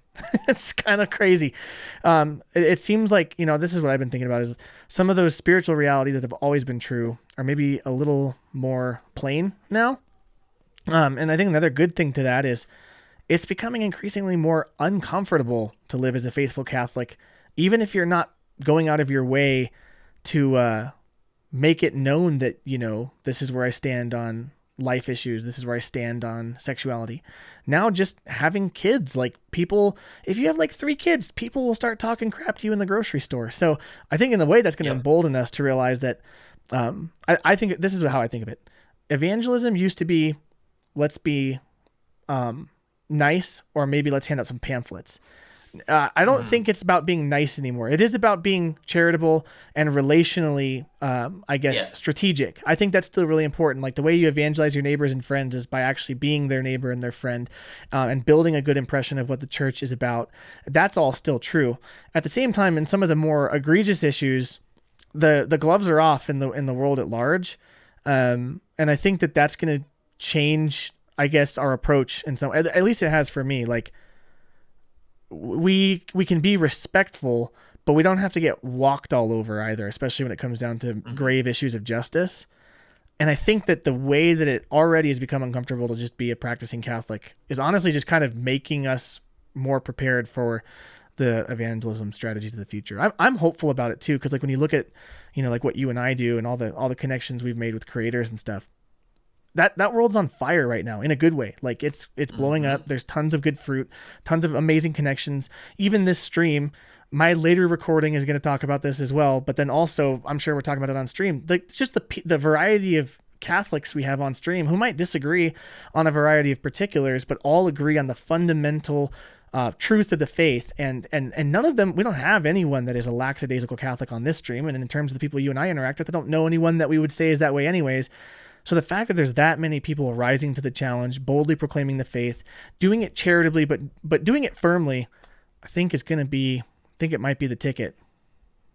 Yeah, no, I think charitable doesn't always mean nice. And I think that's important to remember. And that's something that I probably struggle with a little bit because I always lean to the nice sides. So thankfully, there's no shortage of people on the internet that are happy to call us out on that. Some people do need to lean to the nice side, yeah. Yeah, well, sometimes it's just like, hey, you got the firm part down. Now put the charitable part in there. Let's take a couple. Yeah. So, but yeah, I don't know. Like, there's a yeah. No, you had there was a lot there. So I had a few things that I wanted to put in there, but I've kind of already forgotten them. But. Yeah, no, it's so funny because you said like, oh, the YouTube safe version. At this point of the show, Eric Holmberg has already come and gone. The stream might be down. We don't even know, bro. Yeah, no, it's fine. That man is so filled with righteous anger, and I mean that in the best possible way. So like, what did he he's say to gonna us? tell you how Do you remember it what he is. said to us when we were talking to Eric about some of his projects? I'll never forget. He said, he's like, Drew, Kyle, I'm old, I'm tired, but I'm not going out without punching the devil in the face or putting my thumb in his eye or something. Yeah, it was just like, I just want to go out in the bang for the Lord like one more time, and it was just like, whoa, like, dude, it's so awesome. Yeah, no, the intensity. yeah. Yeah, it's fun. But well, huge yeah, shout out to so- you, because this whole pre-recorded section, that this is going to be the first video in that series for the next hour and a half or so. It's all pre-recorded content. That was your idea, because I was like, man, I have to go do something right when this all is going to be heating up, but I don't want to turn the stream off. And you're like, dude, just like ask everyone to send you content, and people have really showed up. So good idea. Thanks, Kyle. That was a great idea. On that note, maybe we could talk about why people should stick around for the break.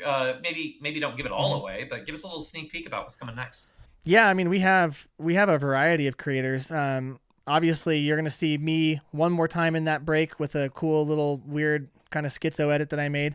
But we have a variety of all dedicated, committed, faithful Catholics, some of whom are doing apologetics directly, and some of whom are speaking more broadly into the culture, that have channels that are appealing to non-Catholics, whether that be through narratives or pop culture or whatever it is. And all of them are here to just kind of do what you and I have done in this little segment, and that's just set the stage of, okay, to be truly Catholic is to be beyond the partisan issues of this election and keep our eye on the prize, keep focused on what we're actually meant to do, which is evangelize the whole world. And so you're about to see a ton of people with really good thoughts on how to do that, on how to stay sane, and on the importance of evangelism.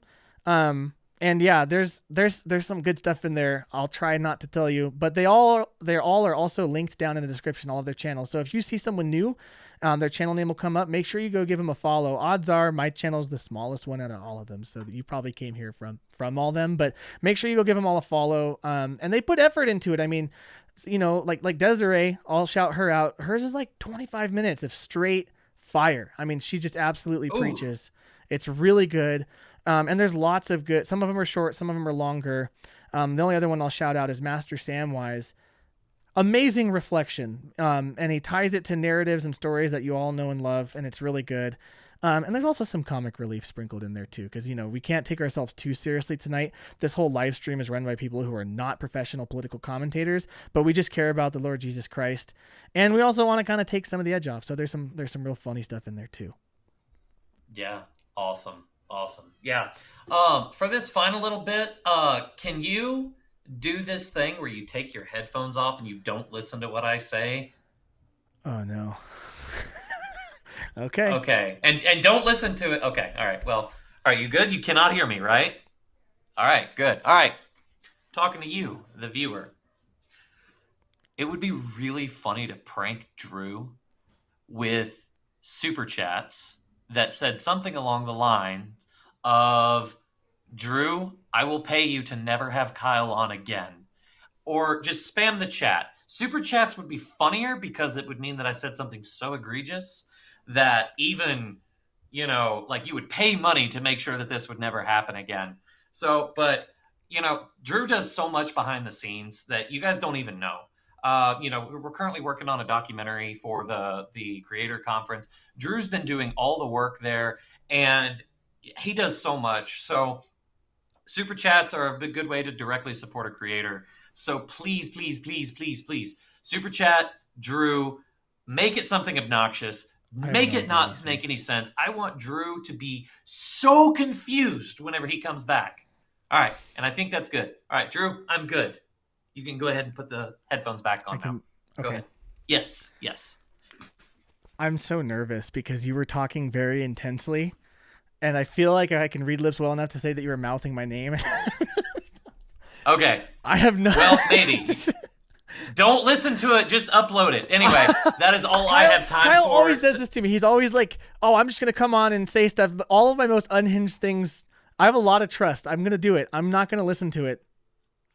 He probably made some horrible jokes, but I mean, if the stream is still up after the front half of the panel, it can't be any worse than that as far as YouTube is concerned. But cool. Well, yeah, thanks for the little the little chat on the brief interlude. Everyone stick around for these next pre-recorded bits, and we'll be back. I'm hoping to be back around 10 p.m. Eastern time sharp, and a lot of the polls will be closed by then, and we'll start to see numbers filter in. That's when things are going to get really juicy. But in the meantime, enjoy the hard work of all these other creators. Yep, and dear audience, remember what I told you. All right, later. What did you say? Hi, friends of Drew. I hope you guys are having a great time talking about politics. I am Katie, Mrs. Ruby. I hate politics. I'm so sorry. Last election cycle, during the presidential election, I went into labor with our 5th child, and I cannot tell you what a terrible day of TV that was for me. I was like, Family Feud, for the love of God, where are you? And I couldn't find it anywhere. It was awful. That was a legit prayer, not blasphemy. Like, I was dying watching all the politics stuff. So I'm glad you guys are having a great time, but I am here to kind of maybe just talk a little bit of faith and culture for just a second in the middle of the politics. So I live in like a really weird space. I do 2 podcasts, right? One is for the Pontifical Mission Societies, or you might know like the Society for the Propagation of the Faith, or the Missionary Childhood Association. It's basically like the every country has one. I do the one for the United States, and we talk about missionaries, foreign missionaries who go to share the word of Jesus Christ throughout the world. They sell everything that they own, they give up everything, and they go live in a foreign country, or they are a priest, bishop, nun, something that serves the poorest of the poor in those areas. I have a huge heart for this community. It's just people that are absolutely on fire for Jesus and willing to do anything to serve him. And I just love that community. Now, over on that podcast, I am the crazy conservative. They're a little aware that I wear a chapel veil to mass and things like that. Your missionary people tend to be a little bit on that side of the spectrum, but I love them and I love their heart for Jesus. On the other hand, I do a podcast called Is This for Kids, where we look at media to determine if it's appropriate for children. And on that podcast, I generally come off as the flaming liberal. My co-host John Blevins is a lot more conservative than I am. He doesn't let his kids see a lot of things. And that podcast is available on EWTN. That audience tends to be just a little bit more conservative. One of the comments we once got on their Instagram was that if a show isn't appropriate for children, then no Christians should be watching it at all. And I thought to myself, oh boy. Okay, so here I am in the middle of these 2 things. I am the flaming conservative on this side and the absolutely out of control liberal on this side. And I'm just in the middle here trying to love Jesus. So it's this really awkward thing. I think it was Hans Urs von Balthasar who talks about living in the tension, right? And that's kind of what we as Christians are all doing. Right here in the middle of this election cycle, it can be tempting to talk about your neighbors or coworkers or people who disagree with you politically as if they are the worst people in the world. But in reality, almost everybody is doing what they think is the right thing. They're trying to serve God. They're trying to serve Jesus in whatever way that they can. And it might just be a little bit different than you. So absent like actual sinful behavior, I just want to put in a word there for a little bit of grace for your friends. But also while we're talking about it, Is This for Kids podcast that we do, we talked about it being on EWTN. And one of the things that kind of God puts on my heart when it comes to that podcast is that we need to be reaching out to people other than Catholics. And that's the point of the YouTube version of Is This for Kids? We have it out there so that our secular brothers and sisters, the people who are atheist or agnostic, maybe they don't have any kind of faith life at all, would have the opportunity to see what is in the content for their kids. Because I'm confident that just because you're not Christian doesn't mean that you're not interested in what your kids are consuming, right? And then from there, we can maybe grow a little bit of goodwill toward our religious beliefs. We're openly Catholic, but it's not like overly preachy on the YouTube. We scrub all the direct Catholic content from there. And so our hope is that maybe you would be willing to share the YouTube of Is This for Kids, just to get a couple more people in there. Maybe share it with your secular friends who have kids, things like that, because our goal is to affect the culture. And we're never going to do that if the only people we ever talk to are people who agree with us and people who believe what we believe. So putting in a word here for living in the tension, love those crazy liberals who just want to spread the word of Jesus all over the world, love Luce, that kind of thing. And, also be willing to love on those people who are super, super conservative and don't watch anything except EWTN. And then there's those of us in the middle who just want to be able to reach out to everybody. So consider that. I hope you guys are having a great time this election day. I hope your guy wins. I wrote in somebody, so there's just no shot my guy's gonna win. But I hope you guys are having an excellent time, and I love you. Please pray for me and for John and for all of the missionaries around the world. And feel free to check out Frontiers of Faith podcast over at onefamilyinmission.org, and also isthisforkids.com, or just type "Is This for Kids" into the YouTube bar. Cool. Hope you have a great day. Bye.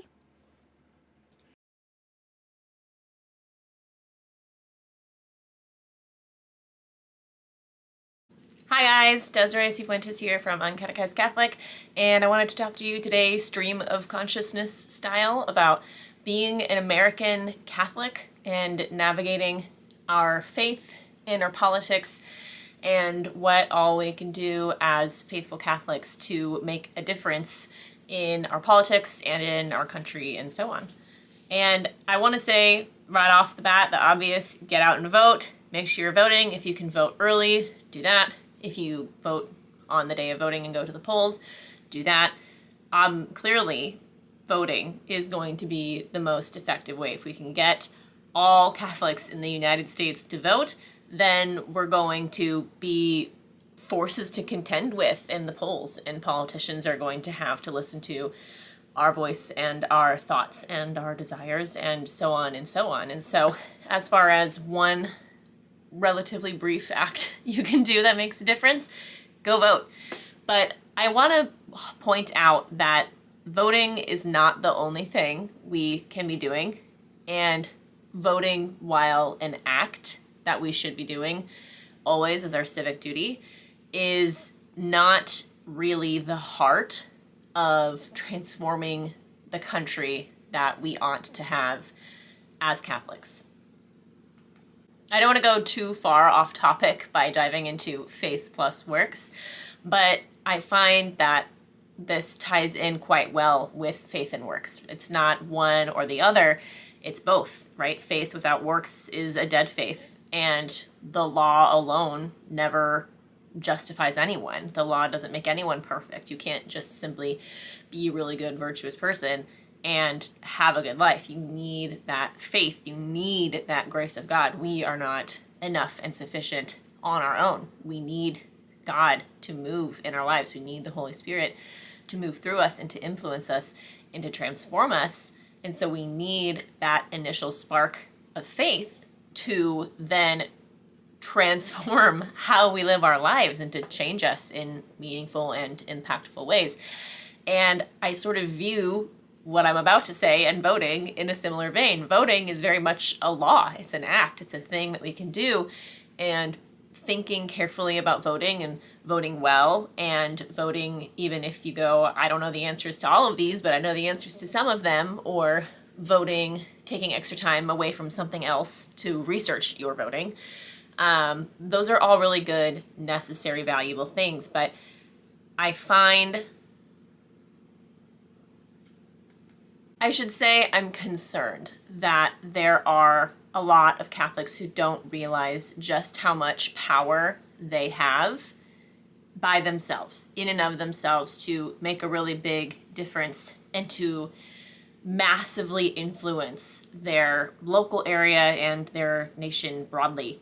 And I say this taking notes from other historic Catholics, like Father Eusebio Kino, who, if you don't know who he was a priest who traveled to what is now modern-day Arizona and California to serve the Native Americans. He established the mission San Xavier del Bac, which is just south of Tucson here in Arizona. And he came to serve these people that, by all accounts, Catholics were quite put off by. Naturally speaking, the cultures did not align all that much, and yet they were still people with hearts who you could speak to.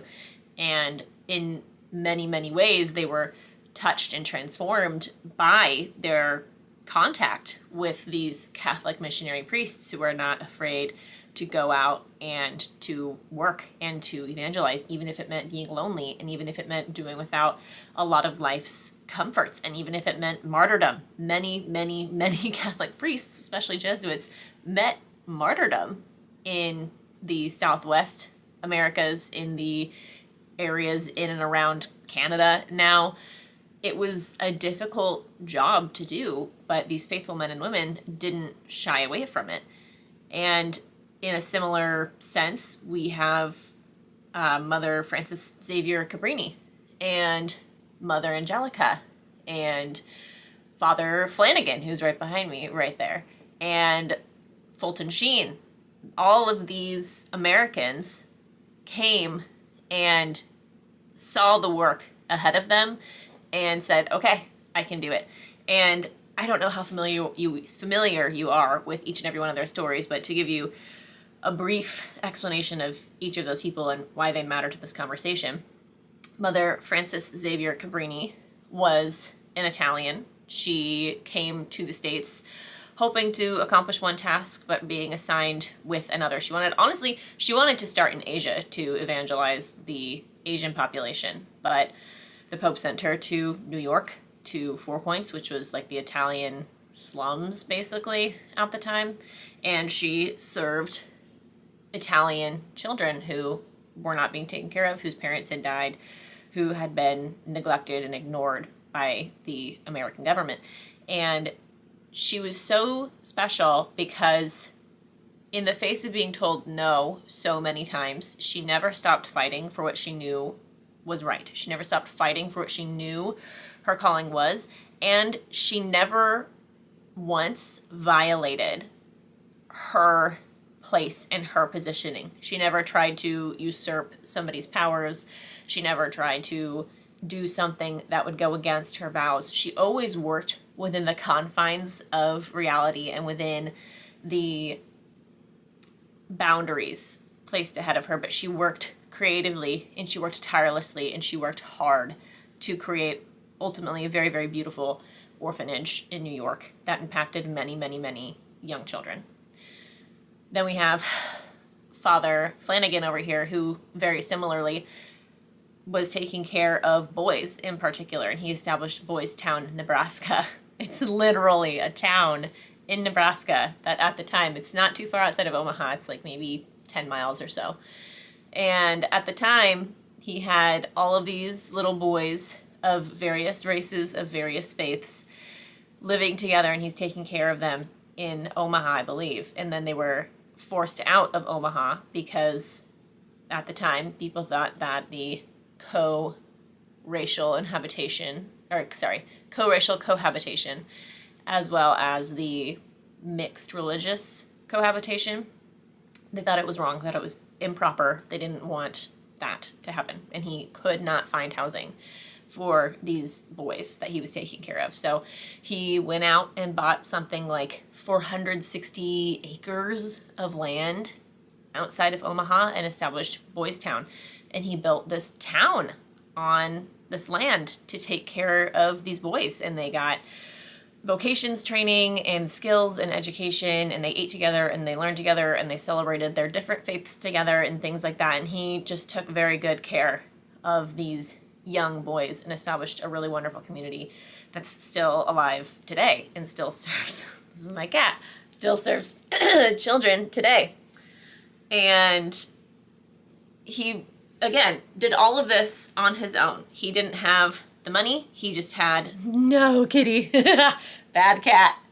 He did not have the money. He just had the vision and he had the goal and he knew that God would make the way. And that's precisely what happened. Mother Angelica, she started EWTN, and hers is probably the shortest and the sweetest story, but her parents didn't want her to take up a religious vocation, and so she ran away and she did it anyway. And she saw how powerful TV could be, and so she decided to capitalize on that and start a television network. And she reached a lot of people, and I don't have to tell you how amazing and funny and sassy and great she is. And I think we all know Mother Angelica's influence. But Archbishop, hey, don't do that. Fulton Sheen, he, similar to Mother Angelica, was sort of the precursor. He went on TV and he would do these lectures that are all on YouTube and they're amazing. And he would talk to people about the faith, and predominantly to Catholics about the faith, but still anybody could watch. But he was criticized, and all of these people were criticized. Fulton Sheen was criticized because of his theatrics and his, stage voice and so on and so on. He was actually investigated by the FBI. I won't go too much deeper into that, but you can look that up. But yeah, he was criticized for doing it, and he was criticized for reaching people in the way that he did. And Mother Angelica, I'm sure, faced criticism, not quite to the degree that Father Flanagan did, but for doing the work that she was doing. That's, you don't think of that as the work that a mother might do. And same with Frances Xavier Cabrini. A lot of the work that she did, she was accused of trying to be a man, and she wasn't being a man. She was being a crafty woman. And so was Mother Angelica. And Father Flanagan, one of the things that he did, he wasn't in, but he was portrayed in a Hollywood movie in like the 1930s, I believe it was. 1931, I think. And evidently this movie, I cannot remember the name of it, but it streams on Amazon Prime every year around Christmas time. So we're coming up on that season where we could watch this movie. I'm going to watch this movie. You should watch that movie, and then we can talk about it. But he allowed this movie to be filmed about Boys Town to spread the word, and he wound up getting so much money into Boys Town for doing it. He's also a part of the Marvel Universe. He allowed for comic books to talk about him and what he did and stuff like that. And people criticized him because they were like, what are you doing? This is secular culture. This is pop culture. This is bizarre. Like, why are you doing this? And all of these people combined, for different reasons, in different places and in different times, faced criticism and backlash for doing something different, for doing something out of the norm, and for doing something out of the box. But what each one of these people did was they made a name for themselves doing the work of God, letting the Holy Spirit flow through them and work through them and in them so that they could make a difference in the people around them and, honestly, broadly speaking, in the world. We all know the stories of these people, or at least of most of them, because what they did was so wonderful and so impactful and so cutting edge. And at the time, they faced criticism, and they were told that they were wrong and that they were silly and that they were stupid and that perhaps they shouldn't be doing these things and perhaps they're out of line and who cares about these people, and so on and so on and so on and so on and so on. But acknowledging that the heart of the mission of the church is to evangelize. That is our main purpose and our primary responsibility, our primary job here on this earth, to reach people and to convert hearts for Christ. And sometimes that is in many overt, obvious, manifest ways, and sometimes it's in the seed planting ways, and sometimes it's in the St. Therese of Lisieux little flower way, and sometimes it's in the Fulton Sheen big dramatic fashion. But all of these people had an idea and locked onto it, and they saw it through. And I think a lot of people hear these stories and they think those are amazing stories, but that can't apply to me. That's not going to be me. I can't do that. And, maybe you're right. I don't know. God knows. But I think a lot of people underestimate themselves, and they undercommit themselves, and more importantly, they underestimate God. I don't know how many of you have heard the story of how my online space took off, but the super Cliff Notes version is that I didn't very much commit for years, honestly years, but I did finally commit to Instagram, and I did that for a year. But it was always the first thing that I cut, and I just didn't take it too seriously because whatever. And so after a year, I had something like 600 followers, and I felt kind of like quitting because I felt kind of stupid doing what I was doing, and like it wasn't really taking off and wasn't really doing anything, but I felt that tug in my heart, like, don't stop, don't quit. And so I said, fine, I will work like it depends on me, and I will pray like it depends on God. And I did. I started doing research on like how to grow your channel and the things that Instagram algorithm likes and so on and so on. And I did that for a few weeks. And then I prayed one day and I said, God, if you want this to happen, you need to make it happen. I'm showing up, I'm doing what I'm supposed to be doing, and not that much is happening. I feel dumb. I don't necessarily want to do this. I'm doing this because you want me to do this. Make it happen if this is what you want. And the next day, Catholic Answers shared one of my reels, and that reel went viral. And then within 24 hours, like 4 reels around that one went viral. And then another 24 hours later, another 4 reels went viral. So I had 9 viral reels within 3 days. And my account blew up. And now I've got tens of thousands of followers on there, and it's really, really amazing. And I've had some wonderful opportunities as the person in this space. But more importantly, I've talked to so many people, hundreds of people, maybe thousands at this point. I don't know, it's been a while. But there are so many people that I have gotten to speak to via comments, via DMs, that we've become friends with. And I've seen people say that they've entered the church because of the stuff that I've posted online, or that they are going to get their sterilization procedure reversed because I wasn't afraid to talk about why Catholics can't do that online. All kinds of different things that's like, I don't even know, I don't know how to say this other than I know it wasn't me, because I don't know where that stuff would come from. I know that I just saw something. And I don't even know so much that I saw this community of Catholics who feel like they're uncatechized, because that is who I'm talking to. That's who I grew up as, and that's who I'm talking to now, is Catholics who feel like they're uncatechized, either to a large degree or to a small degree. And I try to hit that mid-level catechetics. You know, my background was, I went to church every Sunday, I went to Catholic school for roughly half of my education, but I still didn't really know much other than like RCIA level Catholicism, remedial Catholicism, Catholicism 101. And it was difficult for me to grow into higher levels of Catholic education. And so that's what I'm trying to do online, and that's who I'm trying to talk to. And my primary role is just to give people a bite-sized amount of information and then resources to go on this topic and to learn more about this topic, or to dive into a person or the Bible or the catechism or whatever it is. And it's reaching people and it's doing things, and I just don't feel like it's my own. I don't feel like it's all myself. I feel like I just I heard the voice of the Lord in my head saying I'm not the only person going through this, and that I could do something. And then I continued to listen to the voice of the Lord and continued to work like it depended on me, knowing it depended on God. And that's what created the space that I have now on Instagram and growing on YouTube and on TikTok and all the places online. And while what I do is in no way, shape, or form comparable in size or scope or effect to what all these other amazing Americans did for Catholics, for non-Catholics, for their country, it's similar in spirit. And I sit back and I think sometimes, you know, this is a lot of work. It's hard work. I do a lot of stuff. I still have my whole life outside of this online space. It's a lot of work, but I know that I can work, and I know that whatever God wants me to do, He'll give me the means to make sure that it's going to happen one way or another, at one time or another. He'll ensure that whatever it is that the mission needs, the purpose that serves Him, that's going to come. Whatever harebrained ideas I come up with on my own that are not ordained by Him, those are probably not going to work.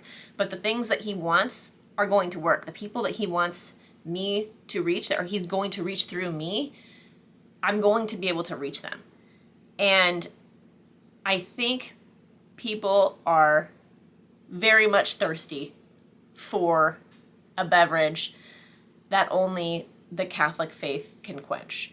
And whether it's something overtly Catholic, like Fulton Sheen lecturing on Catholic faith, or if it's just something sort of more covertly Catholic, like being a priest or a mother, a sister, who's going to take care of little children regardless of their race or their creed or what have you, and to ensure that they're brought up knowing that they are loved by other people and by God.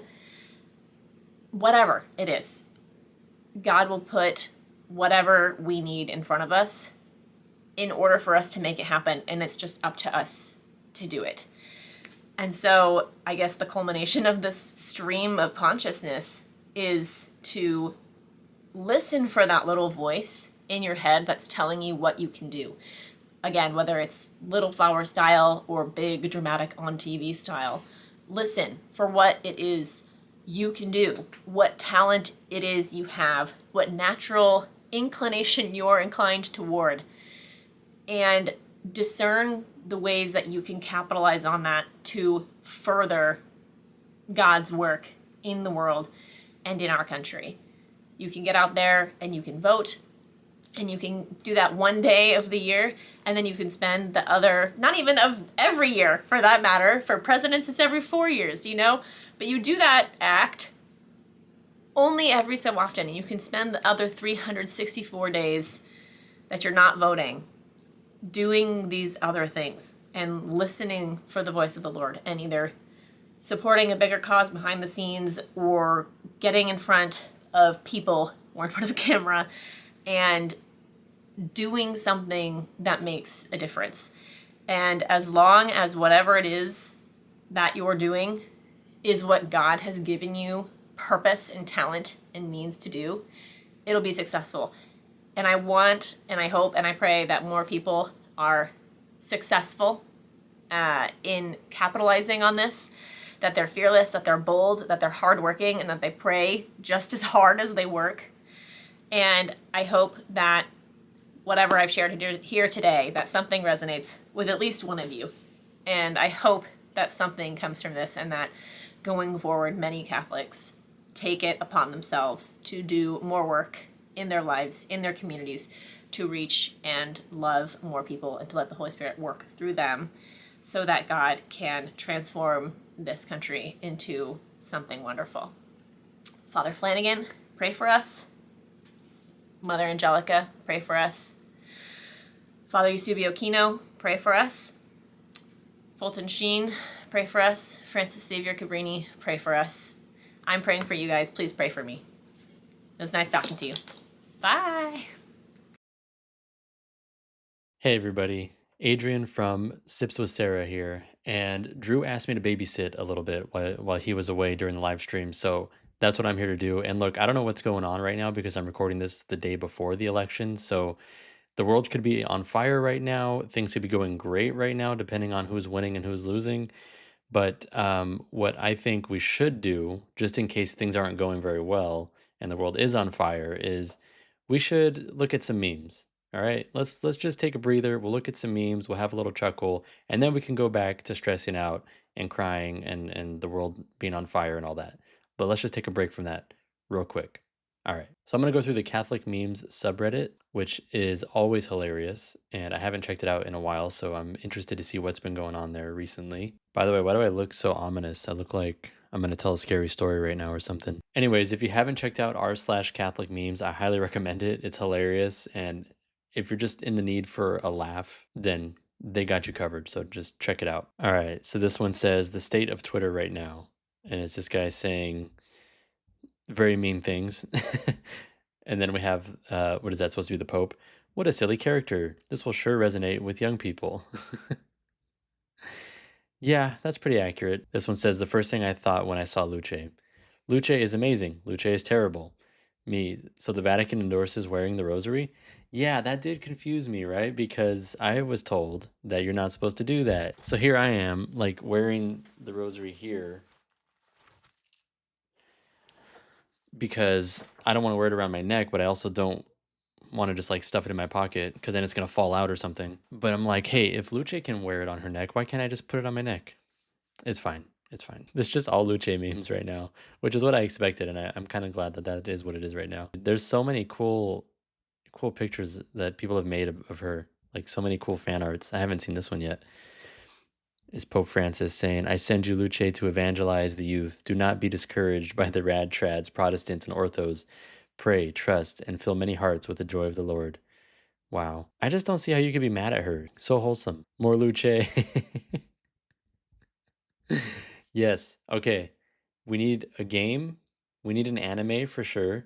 I don't know why there isn't already an anime in the works. If there isn't, it needs to be happening right now. I have this random storyline for a Luce themed anime or a Luce based anime.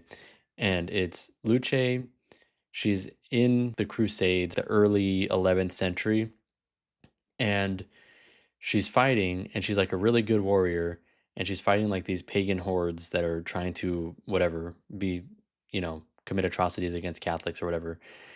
And she goes into one of these temples of one of these pagan idols, and this like demon, which is posing as a pagan god, pulls her into another dimension and tries to like send all kinds of hordes at her to destroy her. She's fighting them, and eventually she fights the demon itself and kills it. This would be the coolest anime ever. If somebody can make that, you can have the rights. I don't even want it. Just you do it. I just want it to be made. But so I don't even know if that's a good idea. Maybe it's terrible. I don't watch a lot of anime, but I think that'd be really cool, and I would watch it, and I would pay a lot of money. So please, somebody do it. We're here to slay demons and chew bubble gum, and we're all out of bubble gum. Oh, we have a non-Luce meme. Okay. When you spend an hour debunking the same 5 prod arguments with scripture again, I can do this all day. That's how it feels being a Catholic YouTuber, man.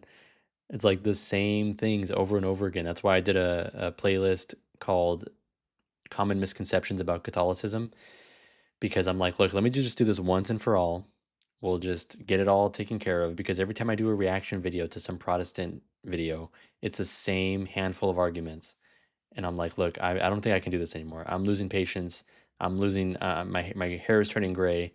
I can't do this. So, yes, I feel this meme a lot. Okay, this one is gold. Lord Jesus, although our country turned Protestant for the sole reason that our fat, mean king could dump his faithful wife, we know you're on our side.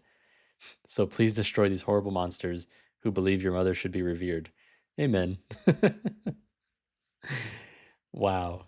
Protestantism in a nutshell. Not really. Okay, it's just a meme. Everybody relax. Okay. Me going cuckoo after seeing one of those "if you skip, you love the devil" videos for the bajillionth time. Do people still post those? That's such a boomer meme. Like, does that still a thing? I mean, I still see those on Facebook. The one time a year that I go on Facebook now, and I see like 1 like equals 1 pray, or 1 like equals 1 amen, or type amen in the comments if you love Jesus. Otherwise, you're going to hell or something. Yes, more Luce memes. This is really cool. I saved this. This is going to be my wallpaper at some point. Currently, my wallpaper. I'll show you. Currently, this is my wallpaper. Dang it. Because that's just a really cool picture.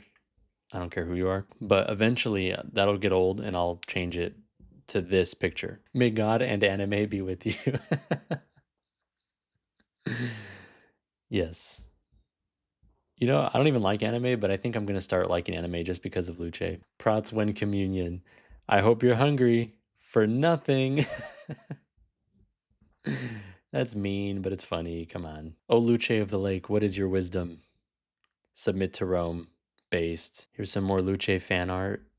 Super cool. I wish I knew how to draw so I could make some of this stuff, especially like for that anime idea I had. But I'm terrible at drawing. Like, everybody in my family is good at drawing, and I'm just awful. So, unfortunately, I will not be able to contribute to this. Whoa, what is this? This is awesome.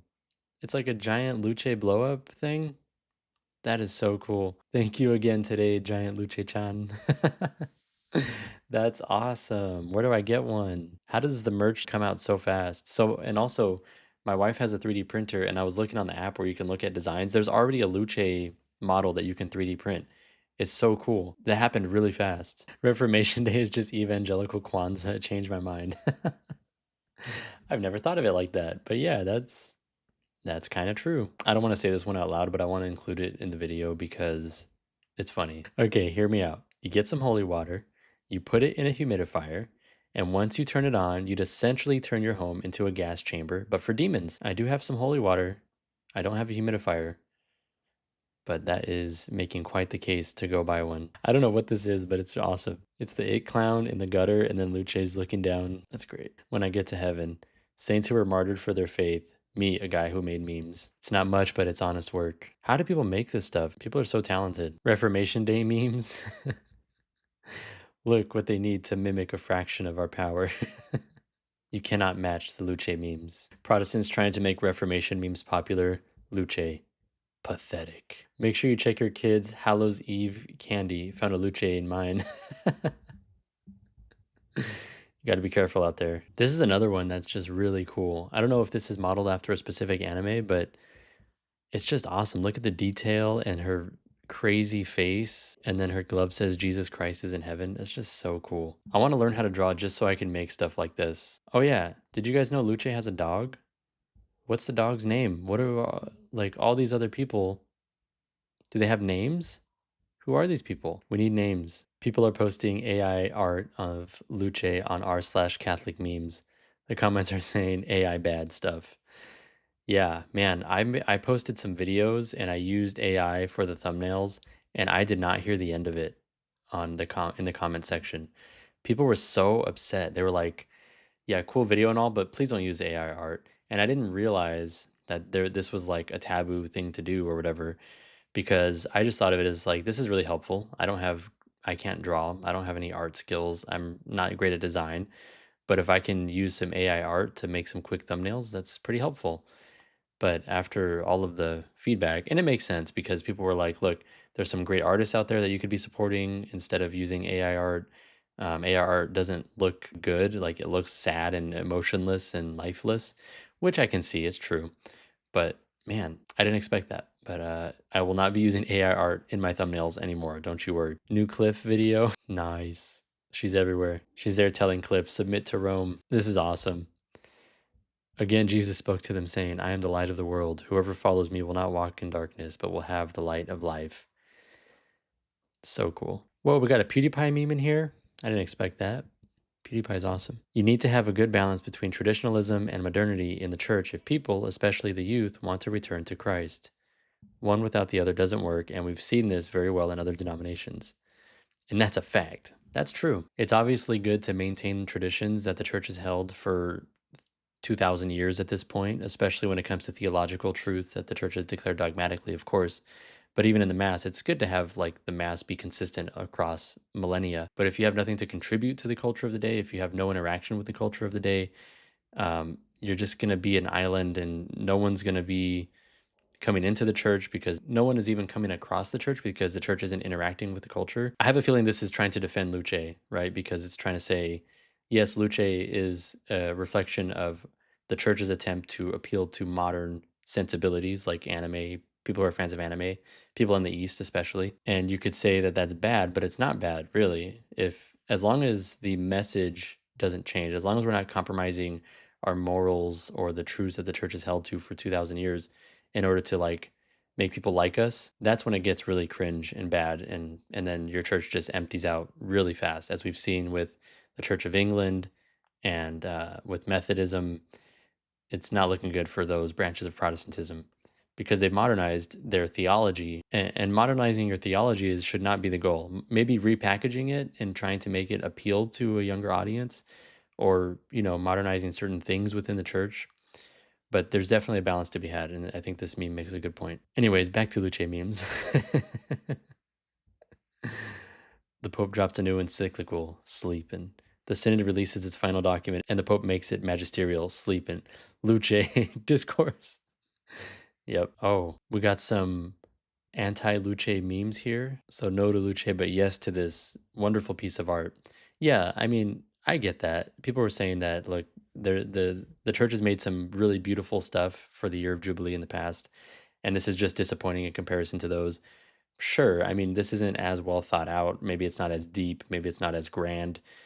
But at the end of the day, like, who is leaving the church because they put out a bad piece of artwork for the year of Jubilee, And on the other hand, how many people are talking about the church right now because of Luce?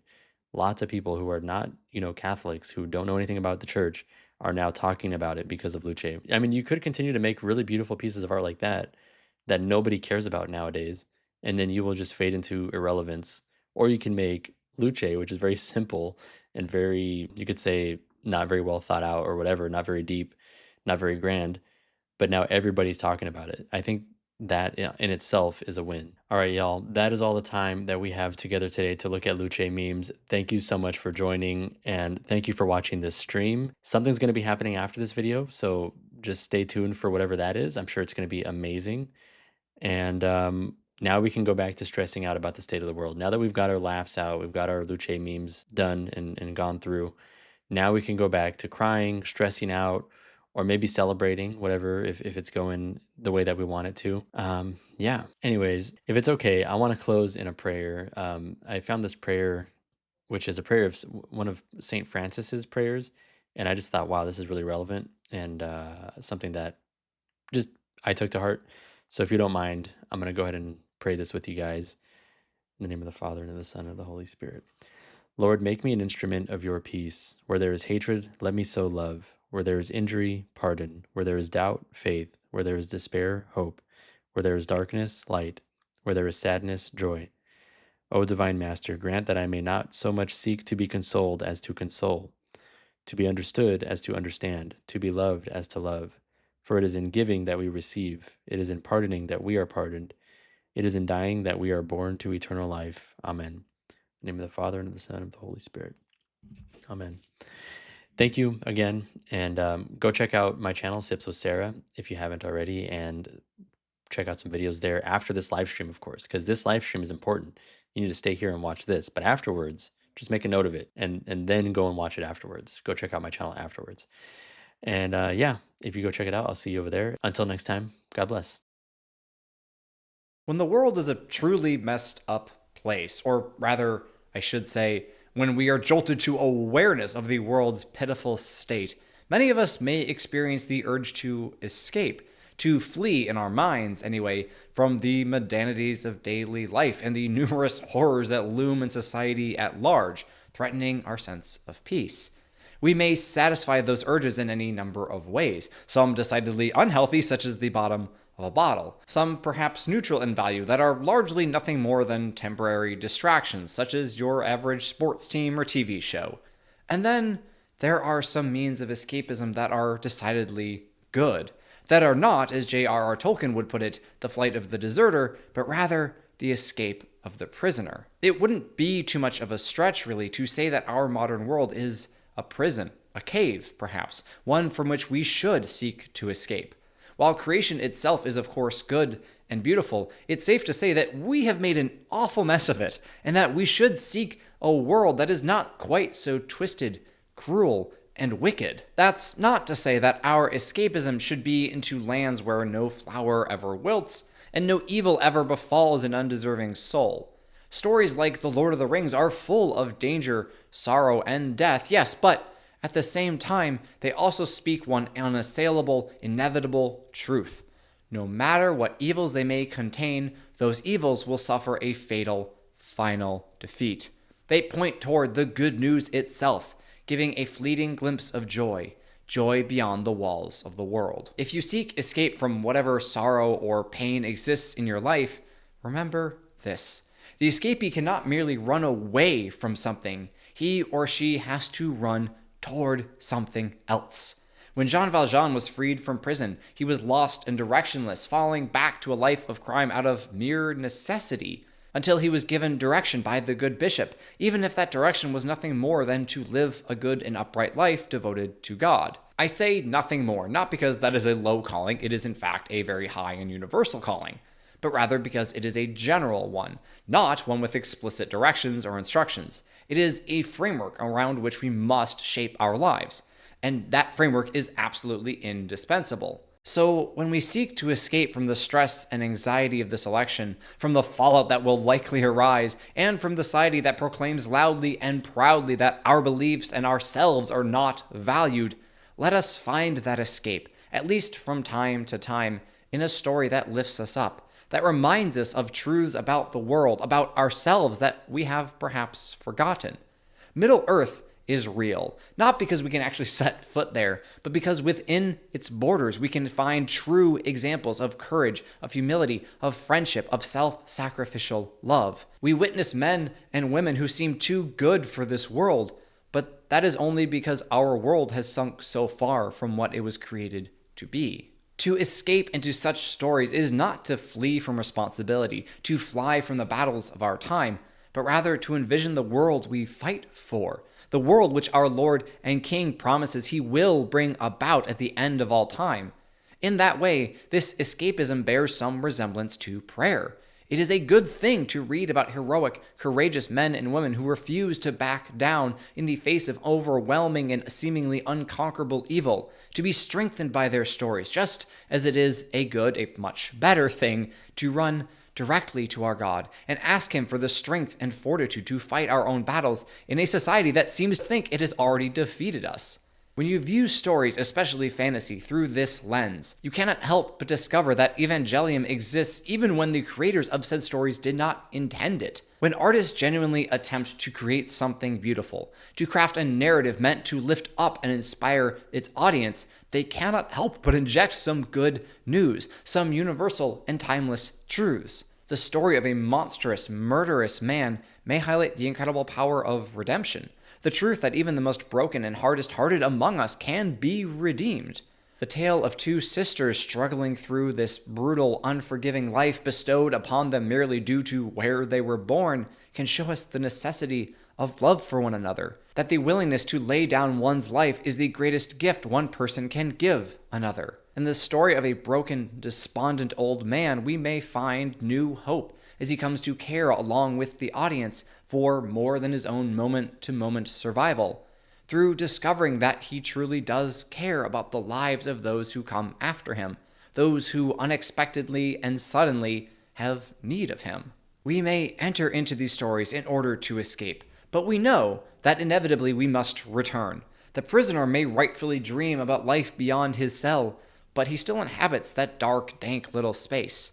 But we know that this prison is not our true home. We know that our escapes, if only imaginary, have nonetheless been real, have had a transformative effect on us, have given us perspective, encouragement, and strength. So I encourage you, if you find yourself experiencing anxiety, stress, or any form of worldly discouragement, to escape.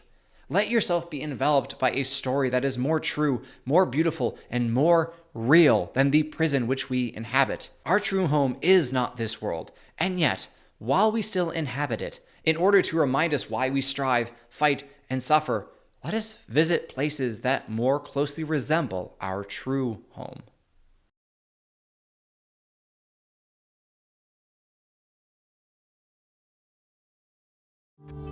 Coming soon to own on video and DVD. Quo vadis, America? America, where are you going? Where are we going in this day and age? Now, what's the revolution of today? What's its nature? Violence.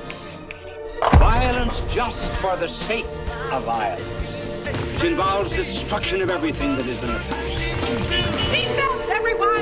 Please let this be a little field trip. Political mysticism is, it's my will or nothing. This is what the elite insists upon. No alternative, no compromise. So they would make, in this mysticism, a tabula rasa. They would wipe the slate clean of anything that opposes. And then after they've destroyed life and property, they would ask for an amnesty. I've been having these weird thoughts lately. Is any of this for real?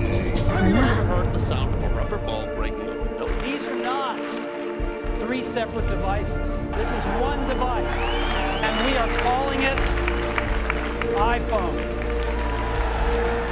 It's got everything you need, all wrapped up in one. It's from the court. Same-sex marriage, marriage equality now available in all 50 states in the United States. Mass rallies and statues toppled. Canadians vent their anger at the discovery of the remains of more than 1,000 children at former Indigenous residential schools run by the Catholic Church. They rattled on, claiming there is a right to abortion that the church has deprived women of for 2,000 years. He claims to be the Pontiff Maximus, Vicar of Christ, which means one who takes the place of Christ. That is the spirit of Antichrist. The first thing that the church bumped into was the Roman merging with the church Jesus Christ started. They get all this paganism. There is a dominant minority that makes a lot of noise and that uses violence to force its will upon others. What is the essence of Satanism? The essence of Satanism is the destruction of that order. No law, morality, of religion, of ethics, anything that you please. Christians in Jerusalem's old city say they are often harassed, spit on, and even physically attacked. Now, one of the highest-ranking Roman Catholics, Cardinal George Pell, is to stand trial in Australia over historic allegations of sexual abuse. So what is next for Cardinal Pell? Well, immediately being taken back to prison. He's been in custody for 2 weeks. As we go to air, George Pell is spending his first night as a free man after 405 days behind bars. In a decision that's created headlines around the world, the High Court today overturned his convictions for sexually abusing 2 choir boys. The High Court of Australia said there were 3 main discrepancies in the prosecution's case that led to it quashing Pell's convictions and ordering verdicts of acquittal. This is a case where a Catholic pro-life demonstrator, father, was accused of disorderly conduct in front of an abortion center. The local prosecutor, the Philadelphia district attorney, declined to prosecute. There was a private suit that got dismissed.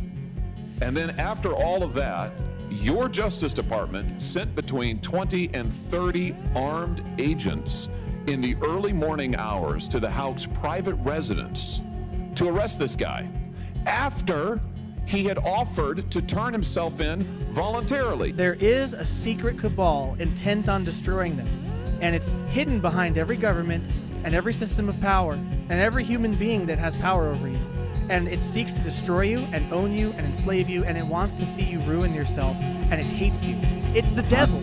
That's the thing. This biblical narrative is true. This is what the whole book of Revelation is about, peeling back to see the spiritual battle going on behind the scenes. It's the devil. St. Paul says this. Our battle is not against flesh and blood. It's against the spiritual powers, the principalities, these dark forces. So if you want to think that there's a great cabal hell-bent on destroying you, yeah, there is. But it's not your neighbor and friend who you should be helping rescue. It is Satan. Our nation is too full of those that are crying down.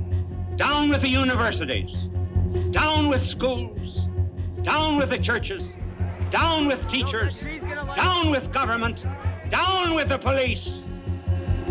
Can you build anything down? You cannot. Certainly time in our nation to change our words. And let's begin now to use the word up.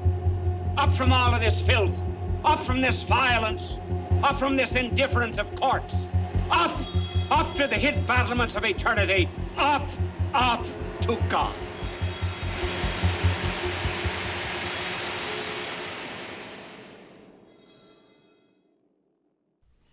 I'm sure you're wondering what it was you just watched, so I figured I would explain myself a little bit. That video has been live on my channel since yesterday, and it's probably the weirdest thing I've ever edited. But the core message, I think, is a good one. It's that, in the midst of everything we're seeing in the world, everything we're seeing in our society, there's a real battle going on. And it can be tempting often to externalize this battle to other people, to other political forces or social forces, other religious groups. And some people can even take this so far as to make it about a particular ethnic group or a particular people, and focus all of our consternation onto a human enemy. And, the goal of that edit was to demonstrate that, what the scriptures say, what the church teaches is true, that our battle is not primarily against flesh and blood. Even as we're talking in this stream, and there's probably been, even at this point already, and I'm sure there'll be more to come, some very politically charged statements directed even at other people, that is not our primary enemy. And that's something I try to very much focus on and keep at the center of my political reflections, of my political ideas, because as a Catholic, I know that the story is deeper than just red versus blue, America versus whatever other country. In fact, that's not even the primary battle that's going on. That's just a secondary component, a visible component of the real reality behind the veil, which we know is a spiritual battle between the forces of the enemy, of the devil, and the church.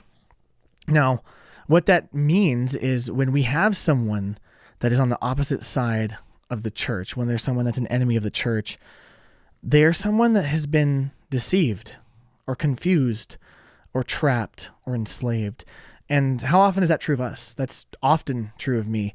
In fact, my entire life as a Catholic is learning the degree to which I have been enslaved by the forces of the world and seeking freedom from that slavery through the power of Jesus Christ, most notably in the sacrament of the Eucharist and in confession. And I want to never lose sight of that we might be discussing all sorts of grave moral evils. We might be discussing societal breakdown. We might be discussing what happens if this party wins, And behind all of that is a deeper enemy, a more true enemy. And so our goal, ultimately, it should be long-sighted. It should be on the true victory at hand, the one that's already been won by Jesus Christ with his life, death, and resurrection.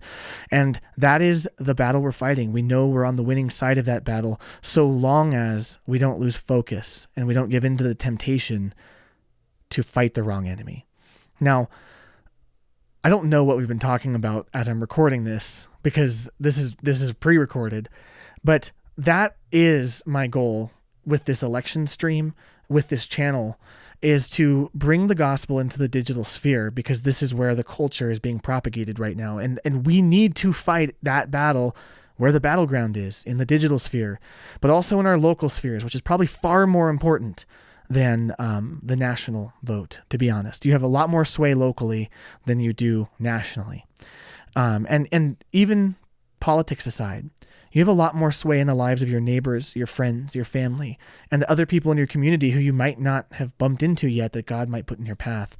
And I think if Catholics in America actually lived out and activated our Catholic faith, if we became missionary disciples, if we became people on mission, because let's be honest, America is a mission field. 100 years ago, we might not have said that, but it's definitely true now. If we can actually activate as a missionary church, we can realize that we're in an apostolic age. We're not in Christendom anymore. We're in an apostolic age. Imagine what we could do. If we sometimes are tempted to say, if we vote this way or if this person wins, it'll change everything. It'll change some things maybe. I have the side I want to win. That's probably been made very clear already in the stream, and I have what I think are good reasons for thinking that.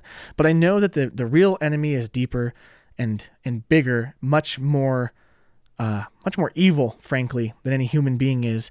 And I'm not losing sight of that. I'm not losing sight that temporal politics is only a very small part of this equation. The bigger focus is on the gospel of Jesus Christ and making sure everyone knows about him and the church that he established, which is the one holy Catholic and apostolic church. And I want everyone to be a part of that. So that's the goal of everything I've been doing here. That's been the goal of having all these other creators that you've seen so far and the ones that will come on after this video to share their reflections as we are, in the thick of this election night. And I think that we need to take evangelism seriously. I think that we need to take culture building seriously. That's what I want to do in this channel. That's why I'm doing this election night stream. That's why I'm trying to feature as many other creators as possible, because the more that Catholic creators are excellent, the more that we are doing the work, doing it well, and not losing sight of the real battle, but making sure that we're spiritually grounded so that when we go into a digital space to evangelize, we don't succumb to the same issues that others do in that space. All of that is very important to me. And that's the guiding principles behind why I do what I do. We have to do it with excellence. We have to do it in a way that's compelling and attractive, but that never compromises the integrity of the church's teaching and of the gospel. All that being said, that's why I made the video that you just watched. As confusing and schizophrenic as it might have felt, to be honest, that's what I've been describing it as. It's very ominous. And I think it's true, though. We are in a strange place in the world. We're seeing a lot of decline. We're seeing a lot of egregious issues politically and socially in America and in the West and in the world at large. And the actual force behind that is the devil. But we know how that story ends, and we're a part of the grand rescue mission. So I hope that you're enjoying the stream so far. thank you for watching. Now I just want to remind you that, this is something that's pretty difficult to put together. It was very last minute, and we've been very blessed with the participation that we've received. So I just want to give a huge shout out to all of the creators who have already been on, whether they're a live panelist or they have shared their reflections in recorded format. Thank you all so much for making this possible and for sharing your thoughts and your vision. It's been amazing just watching all of these. And I hope that everyone watching this now has been enjoying them as well. And be sure to go into the description of this video and check out all their channels. Make sure you subscribe to them on all of their social platforms and support their work because, to borrow a phrase from another organization that I love, Catholic Answers, they're all partners in the vineyard. And connecting with all these creators has been amazing. Seeing what they're up to has been fantastic. And as we've all worked with each other, collaborated with each other, and become friends with each other, all of us are getting better. I think maybe my content's worse. You can tell me in the comments if it is, but I feel like it makes me a better content creator and a better Catholic to be connected to such a wide array of creators. And that's something that I'm really passionate about. So thanks to everyone for being involved and for sharing your thoughts. Thanks to all of our live panelists as well, who, some of whom are dropping in and out, some of whom can stay only for a short time. But your participation makes this possible. And I just really want to give a shout out to all of them. And again, their socials are in the description as well. So be sure to go subscribe to all of them and let them know that you appreciate their efforts in making this stream possible tonight. And definitely want to give a huge shout out to my wife for letting me do this stream. It's a lot of time. It's a lot of effort. I've been planning it for literally multiple days, working on it, making sure all of the equipment and tech works. I'm recording this beforehand, so you can let me know if my efforts were in vain. Maybe it all broke and it was catastrophic, but huge shout out to my wife for supporting my work in this. And you've probably noticed my channel is starting to take a different direction. I'd like to say that I'm dropping my filter a little bit. And, there's sort of a personality that everyone has on camera, and I don't think that I've been disingenuous on camera, but I will say that the more honest I've been on camera, it seems like I've been reaching a different audience, and I think it's an audience that I'm more inclined to try to reach. I still think it's important to be very charitable, so you'll notice that I try to approach every situation with a lot of charity and assuming the best, whether it's, looking at someone who I disagree with or looking at a papal document or something going on in the church or whatever. I still try to keep charity at the forefront. At the same time, the gloves are kind of off when it comes to cultural issues. I think that they're really important, and I'm starting to speak into them more. I'm also trying to put more effort into my content. When I started this channel, it really was just I wanted a passion project on the side of my work, which is video production, to have an outlet that was creative, because the work I do during the day can be creative, but it's always for, clients and things that I might not fully have the same passion about that I do the Catholic faith. And this was an outlet, but what's started as an outlet has sort of become a way to actually help and reach people, which is crazy to think about because I'm just literally in my basement recording myself talk, and it helps people, and that can't be credited to me. That's credited to Jesus Christ and the Holy Spirit. So praise God for that. But as I'm starting to take these efforts more seriously, I'm trying to increase my awareness of who my core audience is, who I'm trying to reach, what impact I'm trying to have. I'm also trying to make my content as excellent as it needs to be to actually do something good in this space. And all of that takes more time and effort. So you've probably noticed increase in quality with the lighting, with the set, and that's stuff I all had. So that was easy for me to set up because it's, from my day job. But the time that it takes to set up these streams, to contact people, to edit videos like the one you watched, and some of the other things we're working on, like the Catholic Creator miniature doc that's coming out here, hopefully later this month. All of that takes a lot of time. And I love to give it that time. But I am trying to build this into something where it's more sustainable. And so you've probably noticed I'm pushing a little more for people to go over to drewthecatholic.locals.com and consider either one-time support or monthly support so that I can focus more of my time and my creative efforts on this instead of client work during the day. I would love to get to a point where I have enough monthly pledge to actually devote weekly hours to this, like I do my job. I could justify that, and I think have a lot bigger impact here than I do with client work. So that's my goal. No point in hiding it. I would love to do this honestly full time, and we're trying to approach it like that now. So if you're enjoying this stream or you enjoy the other content I make, and you're in a place where that's something that you would like to support, head over to drewthecatholic.locals.com. And you can sign up for free just to see what's going on over there, but I would really appreciate it if you would pray about supporting me either one time or monthly in making this content so that we can reach more people and have a greater impact in the digital sphere. With that, there's some more creators that we're going to hear from.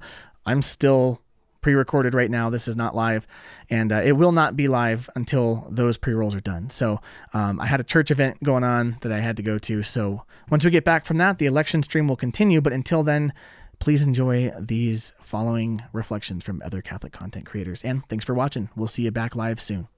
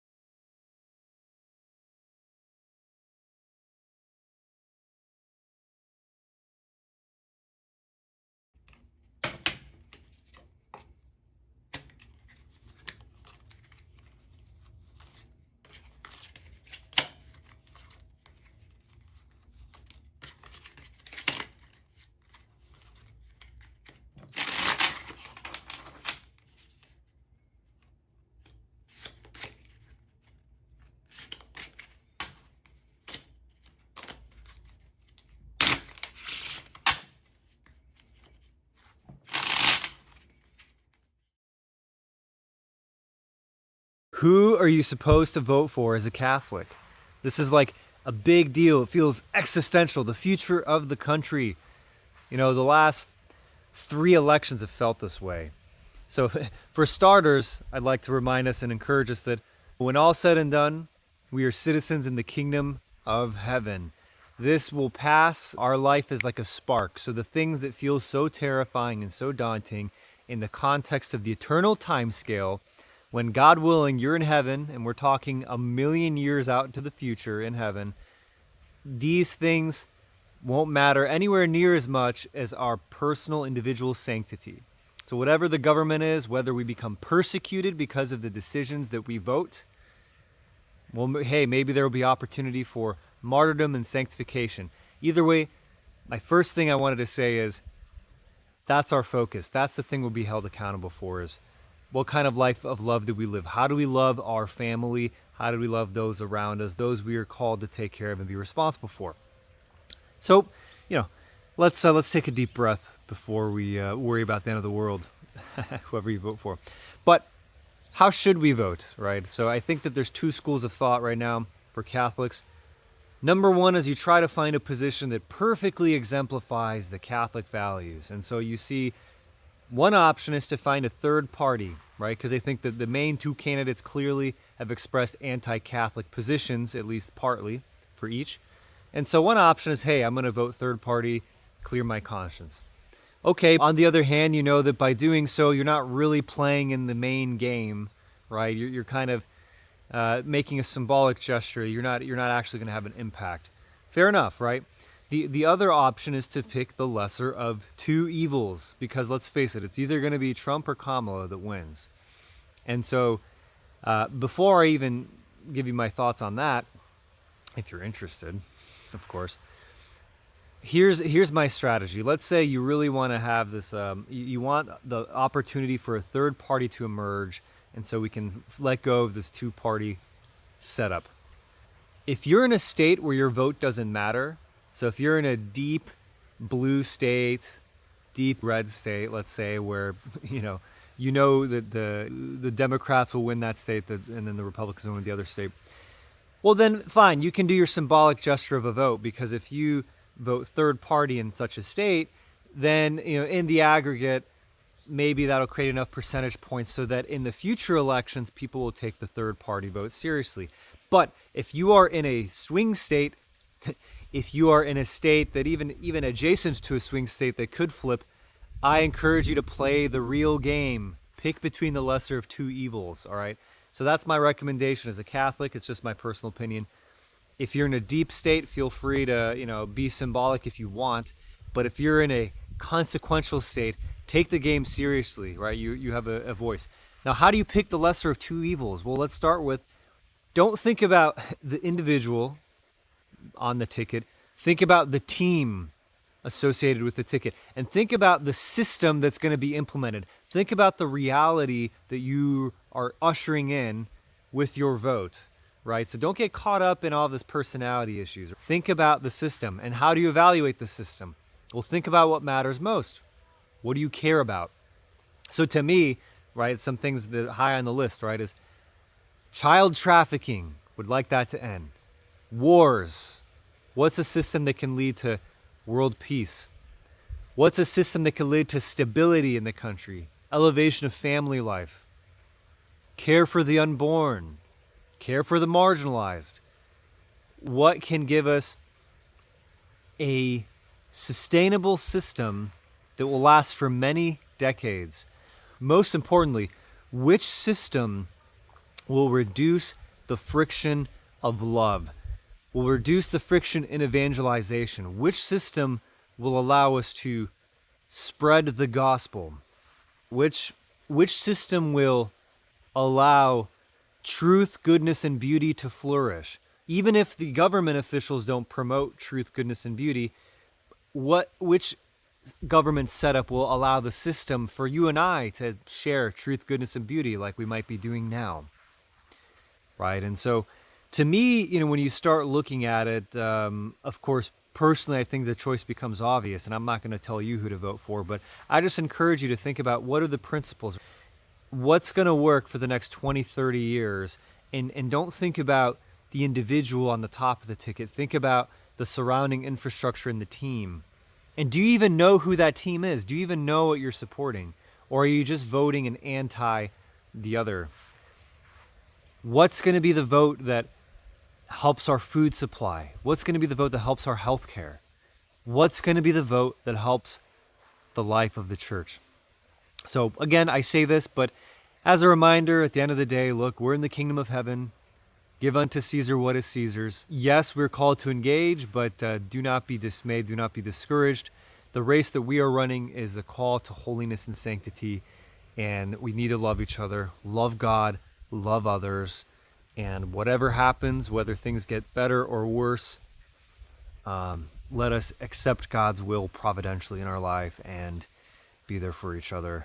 So God bless.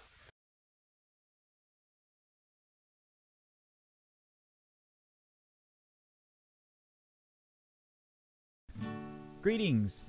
My name is Chris Easley. I'm the host of the Sea of Grace podcast, and today I'd like to reflect on the kingship of Jesus Christ amidst this election period. And I'm going to be pulling from the Gospel of Matthew. So here the inspired author starts us off by giving us an account of the genealogy of Jesus, right? And in my opinion, this is one of the most overlooked passages in the entire New Testament.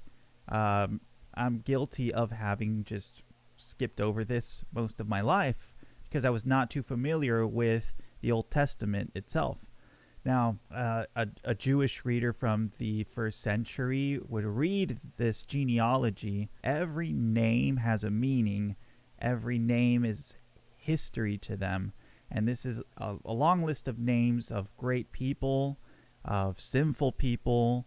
There's great kings. And it's sums up their entire history here. A lot of pain and suffering here. And towards the end, it even highlights the deportation to Babylon. And that there is crucial to their understanding of a need for a redeemer from that period on.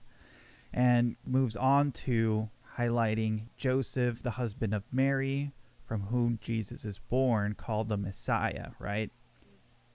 Now, it also gives him titles, the son of David, the son of Abraham. So, here it's the whole point of all of this is to highlight Christ being king. We are moving on to not only him being a king, but during the visitation saying he will be named Emmanuel, God with us. And so we have scholars saying how the incarnation took place over all these generations, over hundreds of years, right? As we go through the Gospels, we then have the well-known story of the visit of the wise men. This is also showing us the sign of reverence to the king.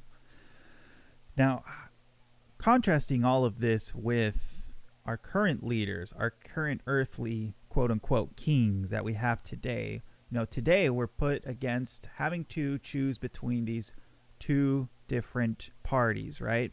And so each of them are making promises that they don't even have the ability to fulfill, right? They're making all these promises, certain policies they want to put into effect. They don't have that ability themselves, right? But we do have Christ, who fulfilled all of the promises God was making throughout the years, right? Throughout all of the history with the people of God, he came and fulfilled all of that with Christ. So they were longing for a time of forgiveness of sins. They were longing for a king. They were longing for someone who would free them from their enemies. And so we often want to put too much stake into our current political figures, right?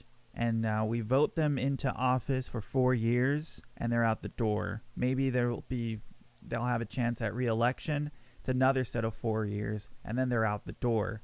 I'd like to put our focus on the very end of the Gospel of Matthew, where some of Jesus' last words are the following. He says, "Go therefore and make disciples of all nations, baptizing them in the name of the Father and the Son and the Holy Spirit, teaching them to observe all that I have commanded you. And lo, I am with you always to the close of the age." Let's put instead all our faith in Christ, who does not abandon us. He's been with us from the beginning of time, and he will continue to be with us and fulfilling his promises. God bless.